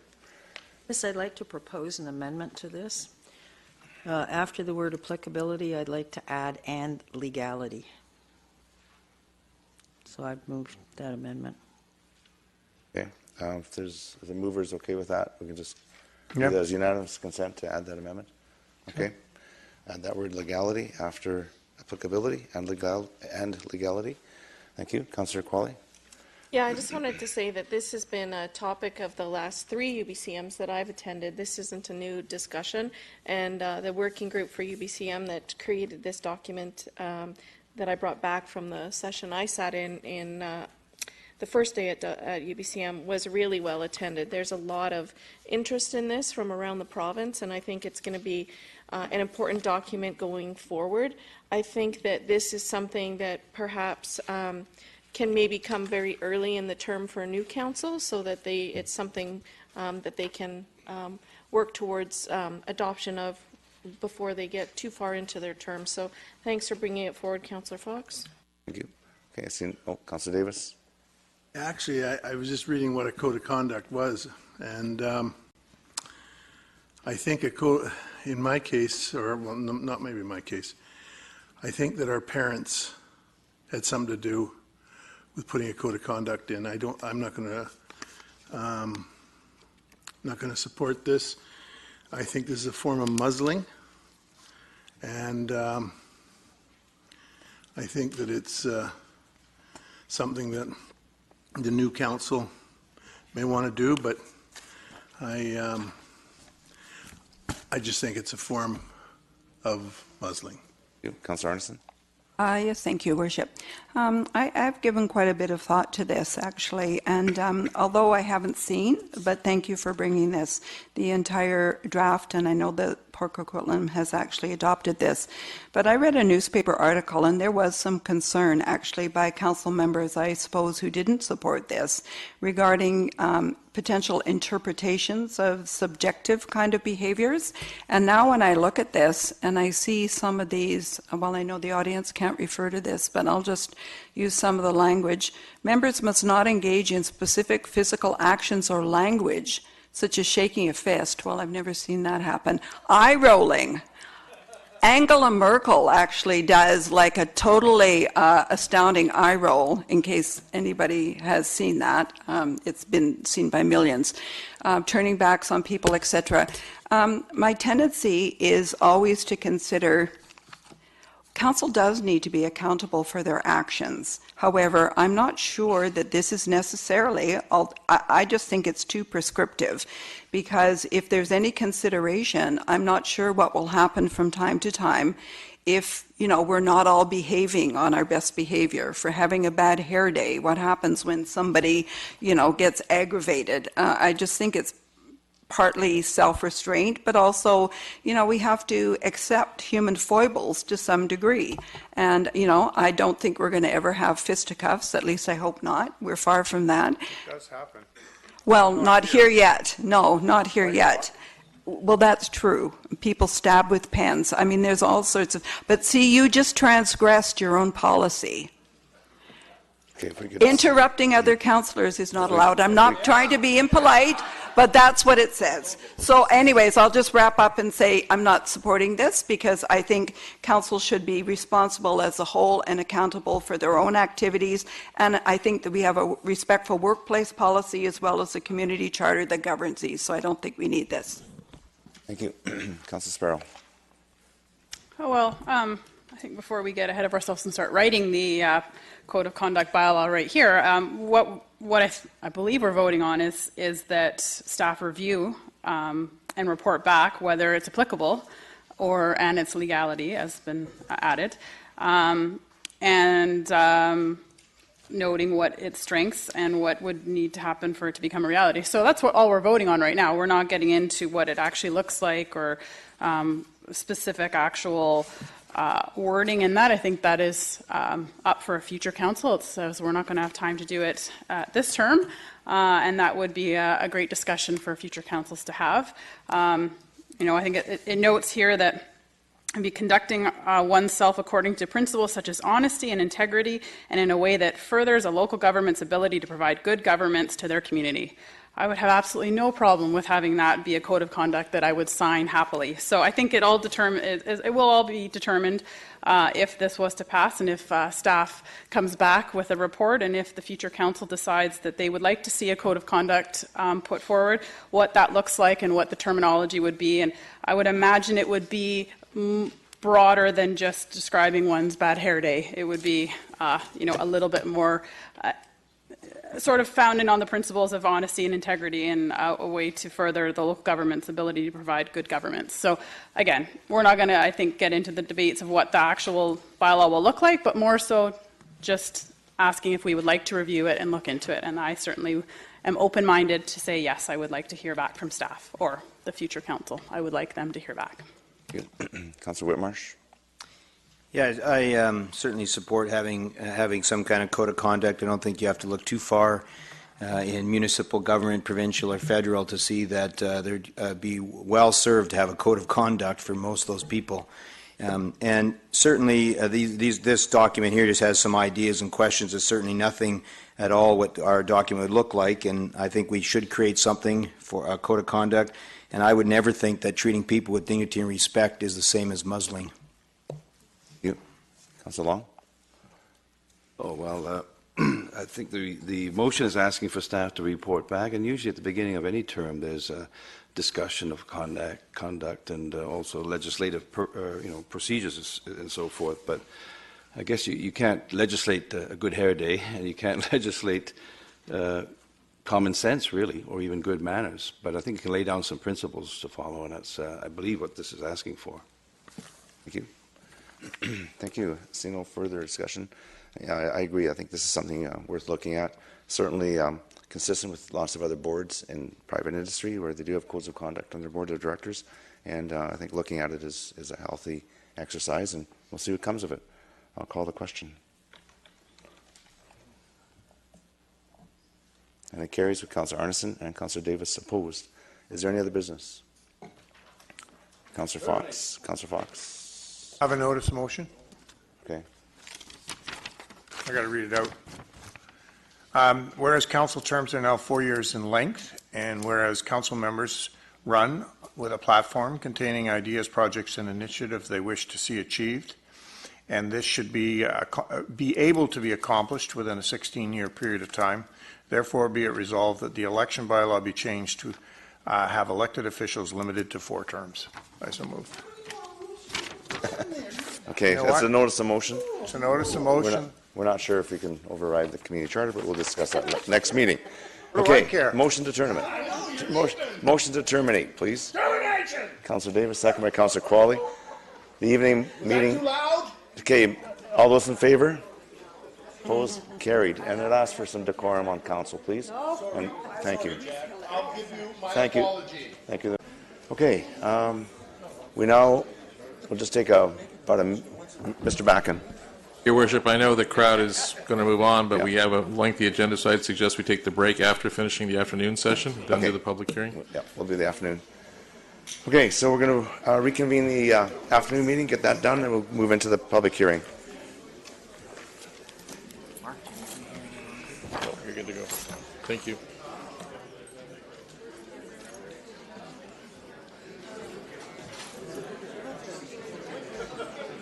Are our names out there, by the way? Do we have name tags like council does? Yeah. Just checking. Someone checked it out.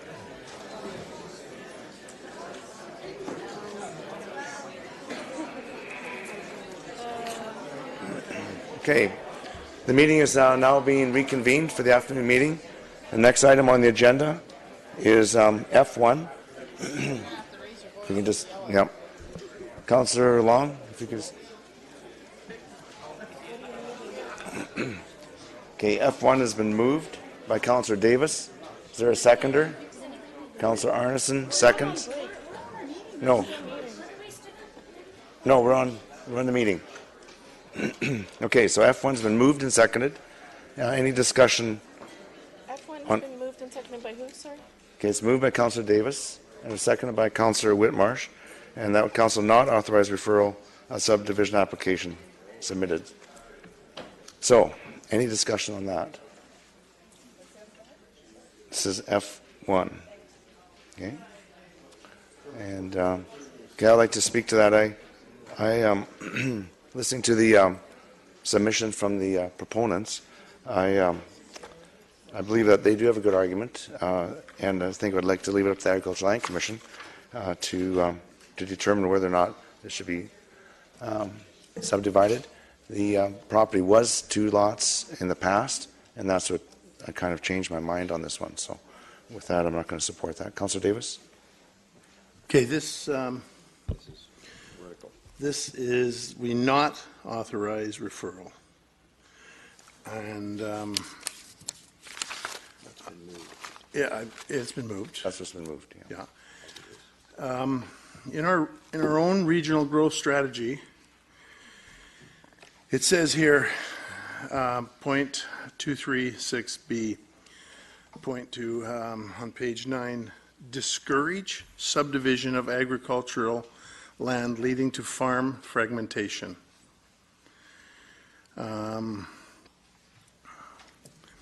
So I'd just like to read that. It's in our own regional growth strategy.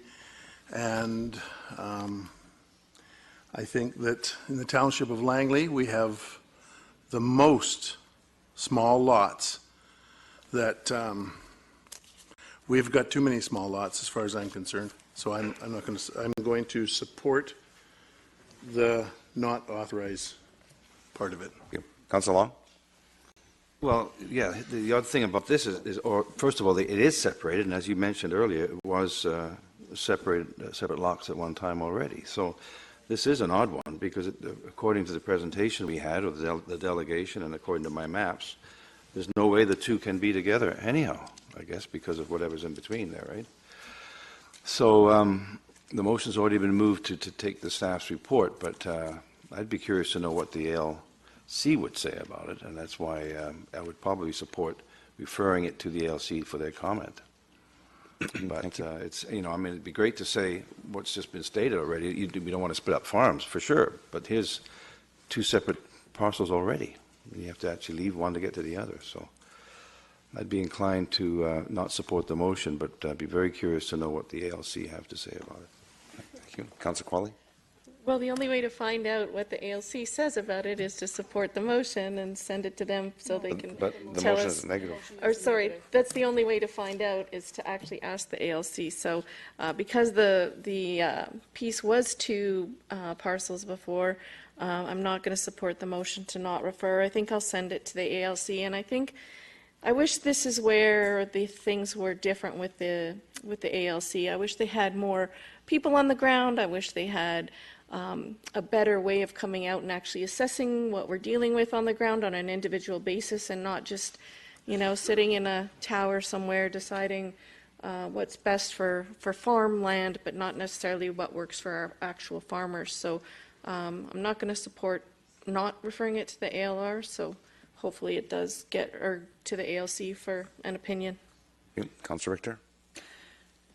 Just a question through you to staff. If the not authorized is defeated, is it automatically referred, or do we have to actually put a referral motion to the ALC on? I believe it would be referral motion, Mr. Safi. Yeah. That's correct, Your Worship. There would be a requirement for a positive motion to refer the application to the ALC. Okay. This one is a puzzle for me as well, simply because of that road allowance, and I've talked to other farmers who are quite vocal about their inability to get from one parcel of the land they own to the other parcel without having to go out on the highway, simply because the township is worried about legalities of crossing road right-of-way. So I think the issues that these people are facing are issues that they should be talking to the ALC about, because the ALC are the ones that can resolve it for them. Thank you. So no further discussion, so I'm going to call the question on F1. So this is to not refer. So we need if this is defeated, we need a subsequent motion to refer it. Okay, the motion is defeated. It's Councillor Richter, Councillor Fox, Councillor Whitmarsh, Mayor Froese, Councillor Qualley, Councillor Sparrow, Councillor Long opposed. So I would entertain a motion to refer this application. Councillor Whitmarsh moves it, seconded Councillor Qualley. Discussion, Councillor Long. Yeah, what is about our agricultural standing committee? Would they not be ones that could advise us a little bit about this? Mr. Your Worship, the staff position is that is put in front of council is based on existing policy direction from council. The zoning bylaw does not provide for subdivision, and in cases where we have existing policy direction from council, applications are not referred to the Agricultural Advisory Committee, other than for information purposes. No, I was asking about our committee, though. Yeah, but we do send these to them for information purposes. But hasn't been sent, or it would be? It would be. Yeah, but it is up to council to make these decisions. Yeah, because I mean, I can understand why the recommendation was presented as it was, because it does not fit the policy. But it doesn't mean it can't be looked at. I guess that's what we're going to vote on now. Yeah. Thank you. Councillor Sparrow. Yeah, I'm going to support sending this to the ALC. I think, as the delegation mentioned, that there was, well, they believed that it was the ALC maybe that required it, but the requirement of purchasing that extra piece when they sold the remaining piece. And so I think it's something that the ALC providing their opinion on and looking at it from that perspective is important. So I'm going to support sending it to them for their opinion. Thank you. See no further discussion. I'll call the question on F1. And it carries. Councillor Arneson, Councillor Davis opposed. Move to F2. This is Agricultural Land Commission application 100352. Hanson. Do I have a motion, please? And okay, moved by Councillor Richter to refer this subdivision application to the ALC. Seconder, Councillor Qualley. Discussion. Councillor Richter. Yeah, this is a real anomaly, and if I hadn't seen all the clay for myself, I probably would have said no, but that land's just sitting there not farmable because of all the clay that was dumped on it from when Walnut Grove was developed. And the other thing that is important to me, I think, in this case is we talk a lot about supporting young farmers, but we have to do more to make that a reality. And I think this is one way that it could become a reality for a young farmer with a very bright future in front of him to take land that's not in production right now and put it into production. So again, let's let the ALC make the call on this. And I really hope that Mr. Howling will get the ALC out to look at that land. Thank you. Councillor Davis? Just a question through the staff. Because it's in the floodplain, was it a legal fill site, or I guess where I'm going is that going to be a problem if it's in the floodplain? It's classified as, but it's higher than in some places it's a lot higher than the road. I went out and took a look at it Sunday, and I've known it's higher than the road. But is that going to be a problem because it states that it's in? I don't know where it was, but it's supposedly in the floodplain. Is that going to be a problem? Your Worship, there's no problem in terms of a potential subdivision. What that does is present some challenges in terms of construction of a building. Okay, yeah, that comes after. Okay, thank you. Thank you. Councillor Qualley?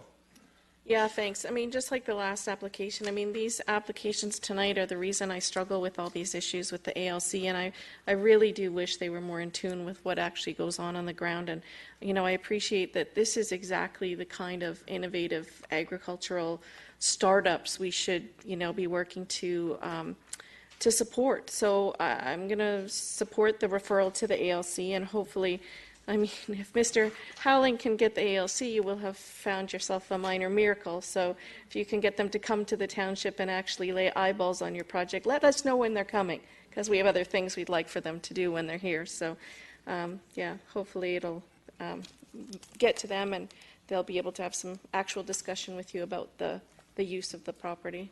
Thank you. Councillor Sparrow? Yeah, thank you. I think this is an example of how, in some circumstances, a subdivision of a piece of agricultural land can actually encourage farming and actually create an opportunity for farming, not discourage it or build market housing on it. So I'm going to support sending this to the ALC. I agree. I hope that they'll look at it from a perspective of taking a piece of property that is not farmable and making it such. So I wish you all the best. Thank you. Councillor Long? Well, I just want to make comment here that we seem to be bashing the ALC considerably here, and I don't know if that's appropriate, considering we've been talking about conduct and so forth. They do come out, and they do have a tremendous amount of expertise. So. And that's one of the reasons we refer it to them, because we don't necessarily have the expertise at this table.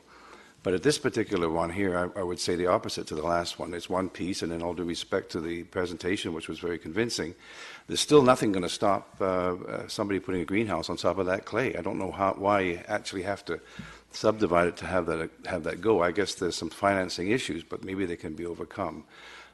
So I don't think that severing it into the two parcels is going to make it that much more productive. If you're going to put greenhouses on the clay, someone can just do that.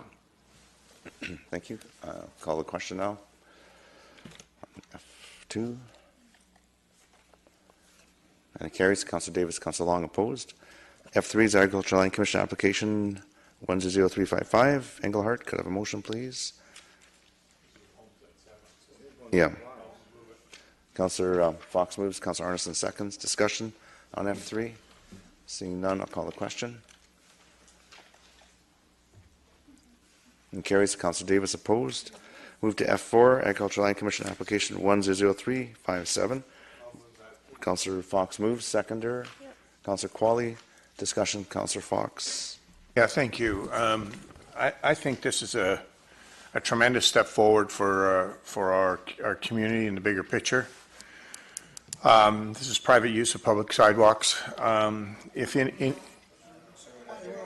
Oh, sorry. We're at 4, Agricultural Land Commission. Oh, Oh, the River Road one? Yep. This is a home site severance one. Sorry. Okay, so this is, okay, sorry, the River Road Farm one, this is we're on? that's what we're Okay, on. sorry, Yep. my apologies. No problem. Still want to move it? I'll move it. It's a home site severance, yeah. It's already on. Councillor Davis. Yes, I'll,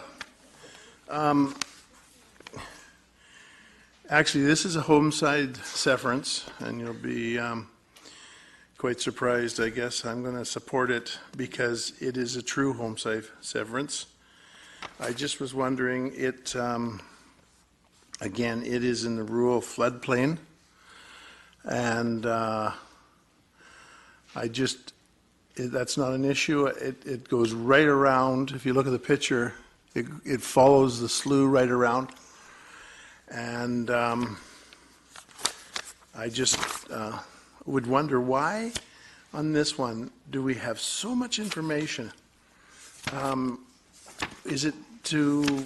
I know why. Is it to prove that it has been actively farmed and all that sort of stuff? It's to prove ownership. It's to Yeah. prove ownership, and I think that is what the proponent wanted to make sure that they'd submitted as much information as possible, so it looks like they have. Someone's done their homework. Because there is a criteria under the Agricultural Commission. Yeah, well, I was just looking at this, It's a little bit of history for you. a little bit of history for this piece of equipment. I could have got it a lot cheaper if I had bought it from Don Gavin. Anyhow, okay, thank you. Nice try. Okay, I'm going to call a question on F4. And it carries unanimously. Now we move on to F5, and it's proposed amendments to policy number 05009, private use of public sidewalks. I'll second. Moved by Councillor Fox, second by Councillor Long. Councillor Richter. Yeah, I have a question about this, and the reason I have a question is actually because of our new sign bylaw for the election, which basically says that you cannot place election signs any closer than 3 meters, which is 6.5 feet from the curb, nor can you put the election signs closer than 3 feet to a sidewalk. So virtually every developed road in Langley shouldn't have signs on it because you can't get far enough away from the curb without hitting the sidewalk. So we essentially shouldn't be having signs anywhere in Langley, from what I can see. So my question is about unintended consequences of policies. And on page 5, attachment A, it says, and by the way, I totally support getting more use of sidewalk cafes. I mean, that is just a wonderful idea. I think it would be great for businesses throughout the township. But 4.1.1 says, sidewalk patios will only be considered on sidewalks immediately adjacent to food and or beverage establishments. The minimum sidewalk width for consideration of sidewalk patios is 3 meters. Is this going to end up being prohibited, this 3 meters? Because 3 meters is 9, 10, 12 feet. Like, I mean, that's the width of most sidewalks. So we're saying you can do it, but guess what? Maybe you won't be able to because of the 3 meter limitation. Yeah, it would be in areas that would have that So I'm availability. wondering if we need to send this back to staff to look at whether this 3 meters is going to be prohibitive. Because there's no point having a policy that says, yeah, go ahead and do it, but you can't unless it's 3 meters. Yeah, Mr. Seffi, maybe you can comment on that. I believe that areas that have a 3 meter sidewalk wouldn't qualify, but those that have wider sidewalks and space would qualify. And that's what this is intended for. That's correct, Your Worship. And in fact, the policy that Councillor Richter referenced, referred to, is actually the existing policy that's been in place since, well, at least for a few years. And there have not been any issues in terms of taking advantage, I guess, or providing for patios. Attachment B is, in fact, the amendments to the existing policy that are being proposed for Council to consider, such that serving of alcohol is now being provided. So the only difference is the serving of alcohol, and in fact the existing policy is intending to provide for safe passage of pedestrians while accommodating the Okay, but for example, I mean, a policy, the revised policy also has the 3 meters in it. But if you go up in Fort Langley, for example, you can put any sidewalk patios down Glover Street, because I don't think the sidewalk's wide enough there for them. It's probably not intended for that area. But maybe we should be intending it for that area. Okay, I think Mr. Sefi answered the question. Anything else, Councilor Richter? Well, I'd like to strike the 3 meters, so I'll move to strike 3 meters. Seconder to that amendment? I don't see a seconder. So we'll move on. Councilor Fox? Yeah, thank you. I brought this forward originally because I think that this is a progressive aspect of trying to offer and make dining options for people who in the summertime want to eat outside, maybe have a meal, whatever the case may be. We travel through Europe. We see this happening all the time. I understand where Councilor Richter's coming from with the 3 meters, because there has to be a distinctive width enough that people can get by comfortably. But I think we have to look at the big picture here and say, you know what, we need to get into the 21st century. We need to have the opportunity for restaurants to be able to serve in the open air and make it such that the comfort of their patrons is paramount. So I really support this, and I think I'd like to see it go through as it is, and then if there's a problem, well, hopefully there isn't, but we will be able to address it in due course, and if any changes are necessary, do them. So thank you. Thank you. Councilor Arneson? Yes, thank you, Your Worship. Through Your Worship, I guess to Mr. Savey, I also want to refer to section 412 at page 5. However, my inquiry, and this may be in the original policy, it refers to the fact that these sidewalks cannot be utilized at or near intersections, but I could not find a reference in the staff report that indicates any particular distance that refers to. So I'm wondering if that is somewhere embedded in the policy. Mr. Sefi? Your Worship, each site warrants a specific and individual analysis to make sure that there is adequate and safe passage for the public, for pedestrians, as well as site obstructions, if any. So again, just to reiterate, this is really just following up and responding to council direction to amend the existing policy to allow the serving of alcohol. So it wasn't a holistic review of the policy, but rather a revision to allow for serving of alcohol where it makes sense. Well, thank you, because my follow-up question then, in the event that licenses come out once a year, so individuals, it couldn't be the case that if you currently have one that they could no longer comply, because if there's no measurement, then that doesn't matter. So I guess that's a moot point. But my other question was the consultation process that the township undertook with current restaurants that have patios.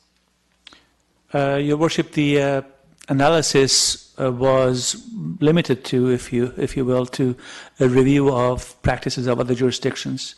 So staff analyzed what other jurisdictions have done and have been doing, and really that analysis and research informed the revisions that are being put in front of council. Thank you.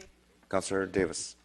Thank you. On the bulletin, increase the current insurance requirement to $5 million. Does question to staff? Do we know what how much is that going to be to the private, to the landowner, or the? You mean the premium? The premium. The existing policy, Your Worship, requires $2 million coverage, so this is just an increase. I don't know what the additional premium implications might be, but I would imagine they're not significant and would be negligible. Okay, so we don't know. Okay. The other thing is, we're going up from 1.5 to 1.8 meters. You know, I don't know how wide a wheelchair is with so we've gone through that concern because that can be a concern to get around. Also, this, including indefinite, Christ, I can't pronounce that word. Bob, what the hell's that? Indefinite, shit. Bob, oh, that's not policy. I shouldn't have said that. Okay. Have some. What's this move word? this meeting along. Indemnification. Didn't even, okay. Now, the problem with that is how are we going to be able to nail that down? That's something because, boy, we start putting, you know, people out in the street, people on the sidewalk. Is that been tested? Like, are we going to be able to insure ourselves so that it's going to fall on their permit, not on the townships? I'm just trying to protect the township. That's correct, Your Worship. The concept of indemnification effectively means they contractually agree to hold us harmless from any claims that may arise from their use of the sidewalk. So the indemnity is provided by the applicant to the township as a condition of their use of the sidewalk. Okay, thank you. Along.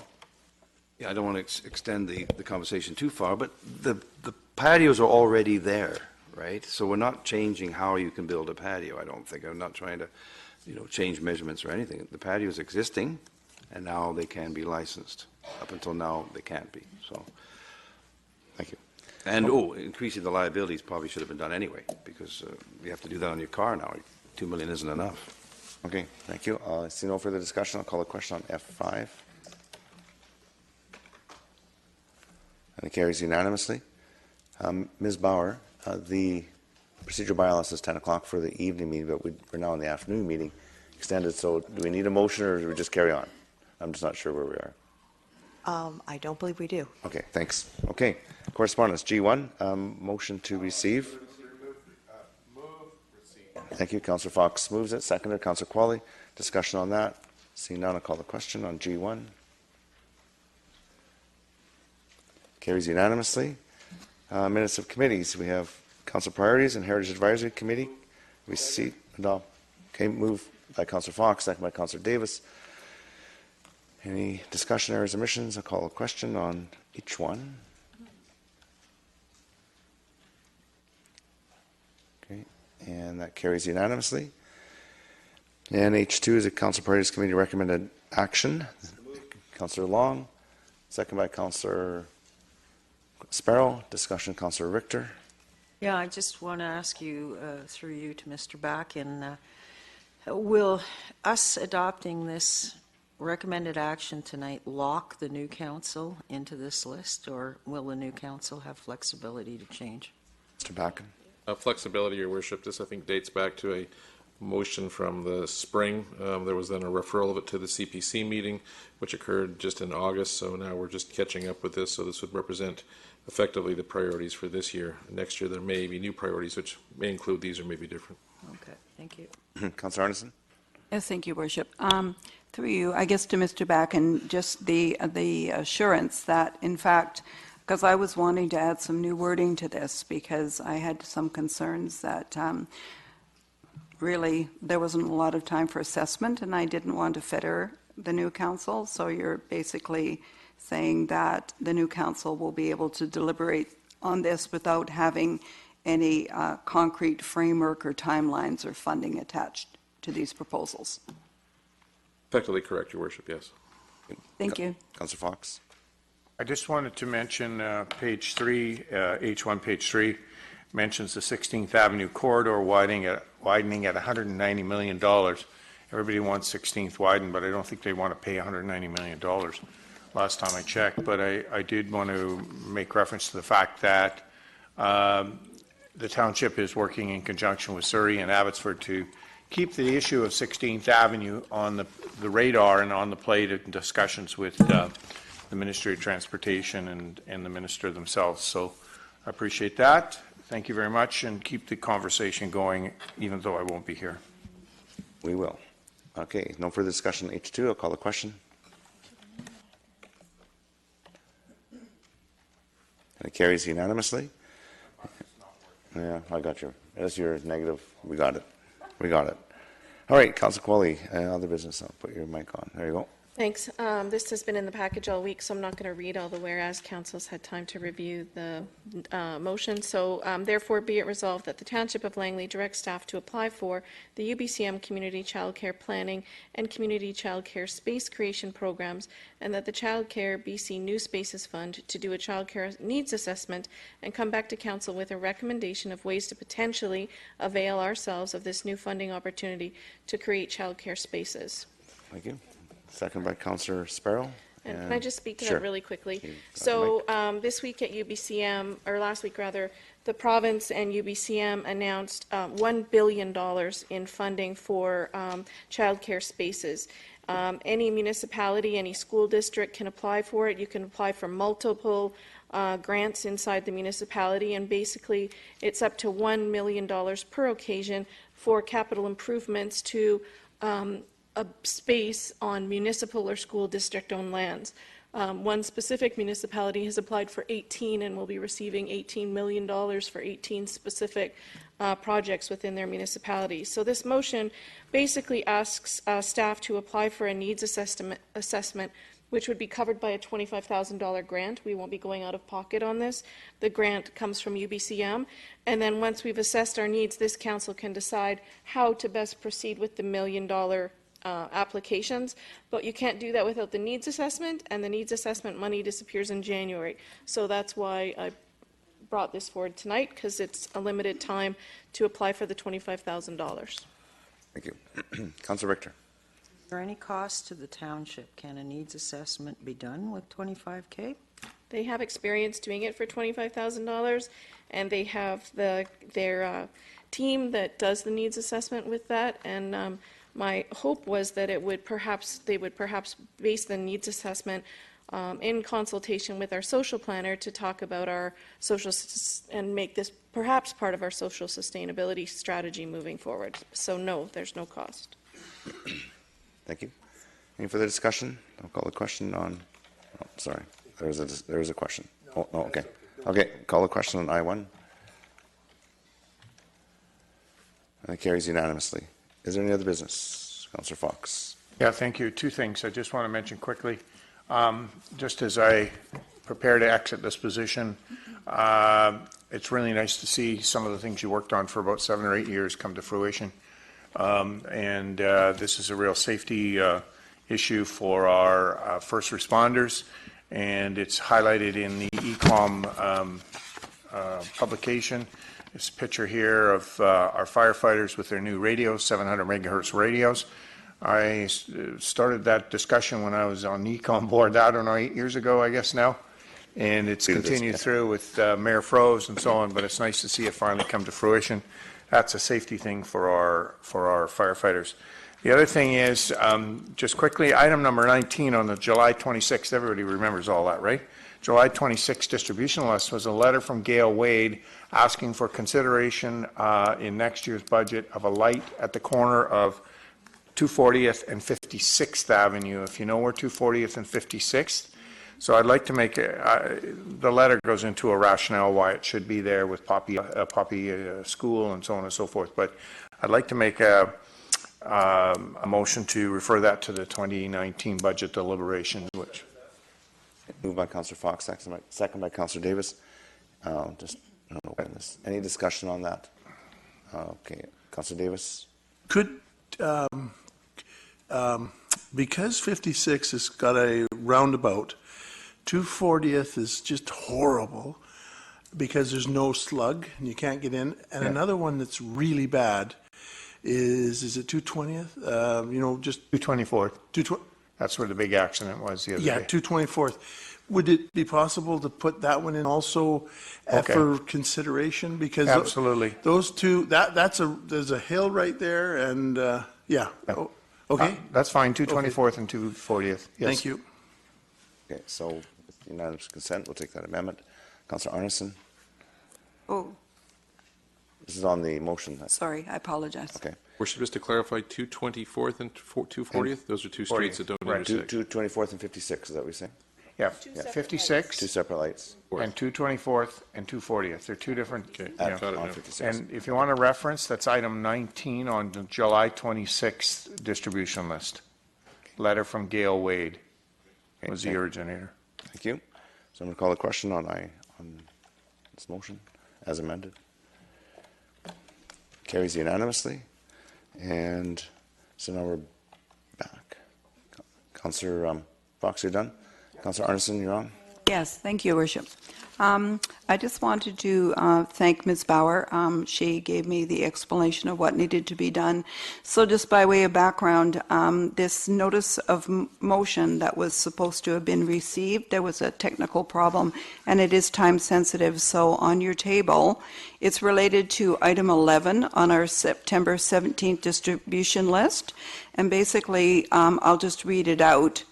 It says, whereas October 1st, 2018 marks the 70th anniversary of the Universal Declaration of Human Rights, and whereas the province of British Columbia has declared October 1st, 2018 as the International Day of Older Persons to acknowledge and celebrate the contribution of seniors, and whereas this acknowledgement indicates support for the rights of seniors and their families to remain active, independent, and fully engaged in our communities, and to enjoy a rich and diverse quality of life. Therefore, be it resolved that the Township of Langley pass a resolution to allow the IDOP flag, that is the International Day of Older Persons flag, to be flown at the Township Civic Centre on October 1st, 2018. I so move. Moved by Councillor Arneson, second by Councillor Qualley. Discussion on that? Seeing none, I'll call the question. No, it says, but she's moved it as a motion. Okay, I'm sorry. Yeah. Okay, I'm sorry. Don't want to go through that again. All right. Yes, we did. And it carries unanimously. Is there any other business? Seeing none, motion to terminate. Councillor Davis moves termination. Second by Councillor Qualley. All those in favor? Opposed? Carried. Meeting is now terminated. We'll take a couple minutes break before we commence the public hearing.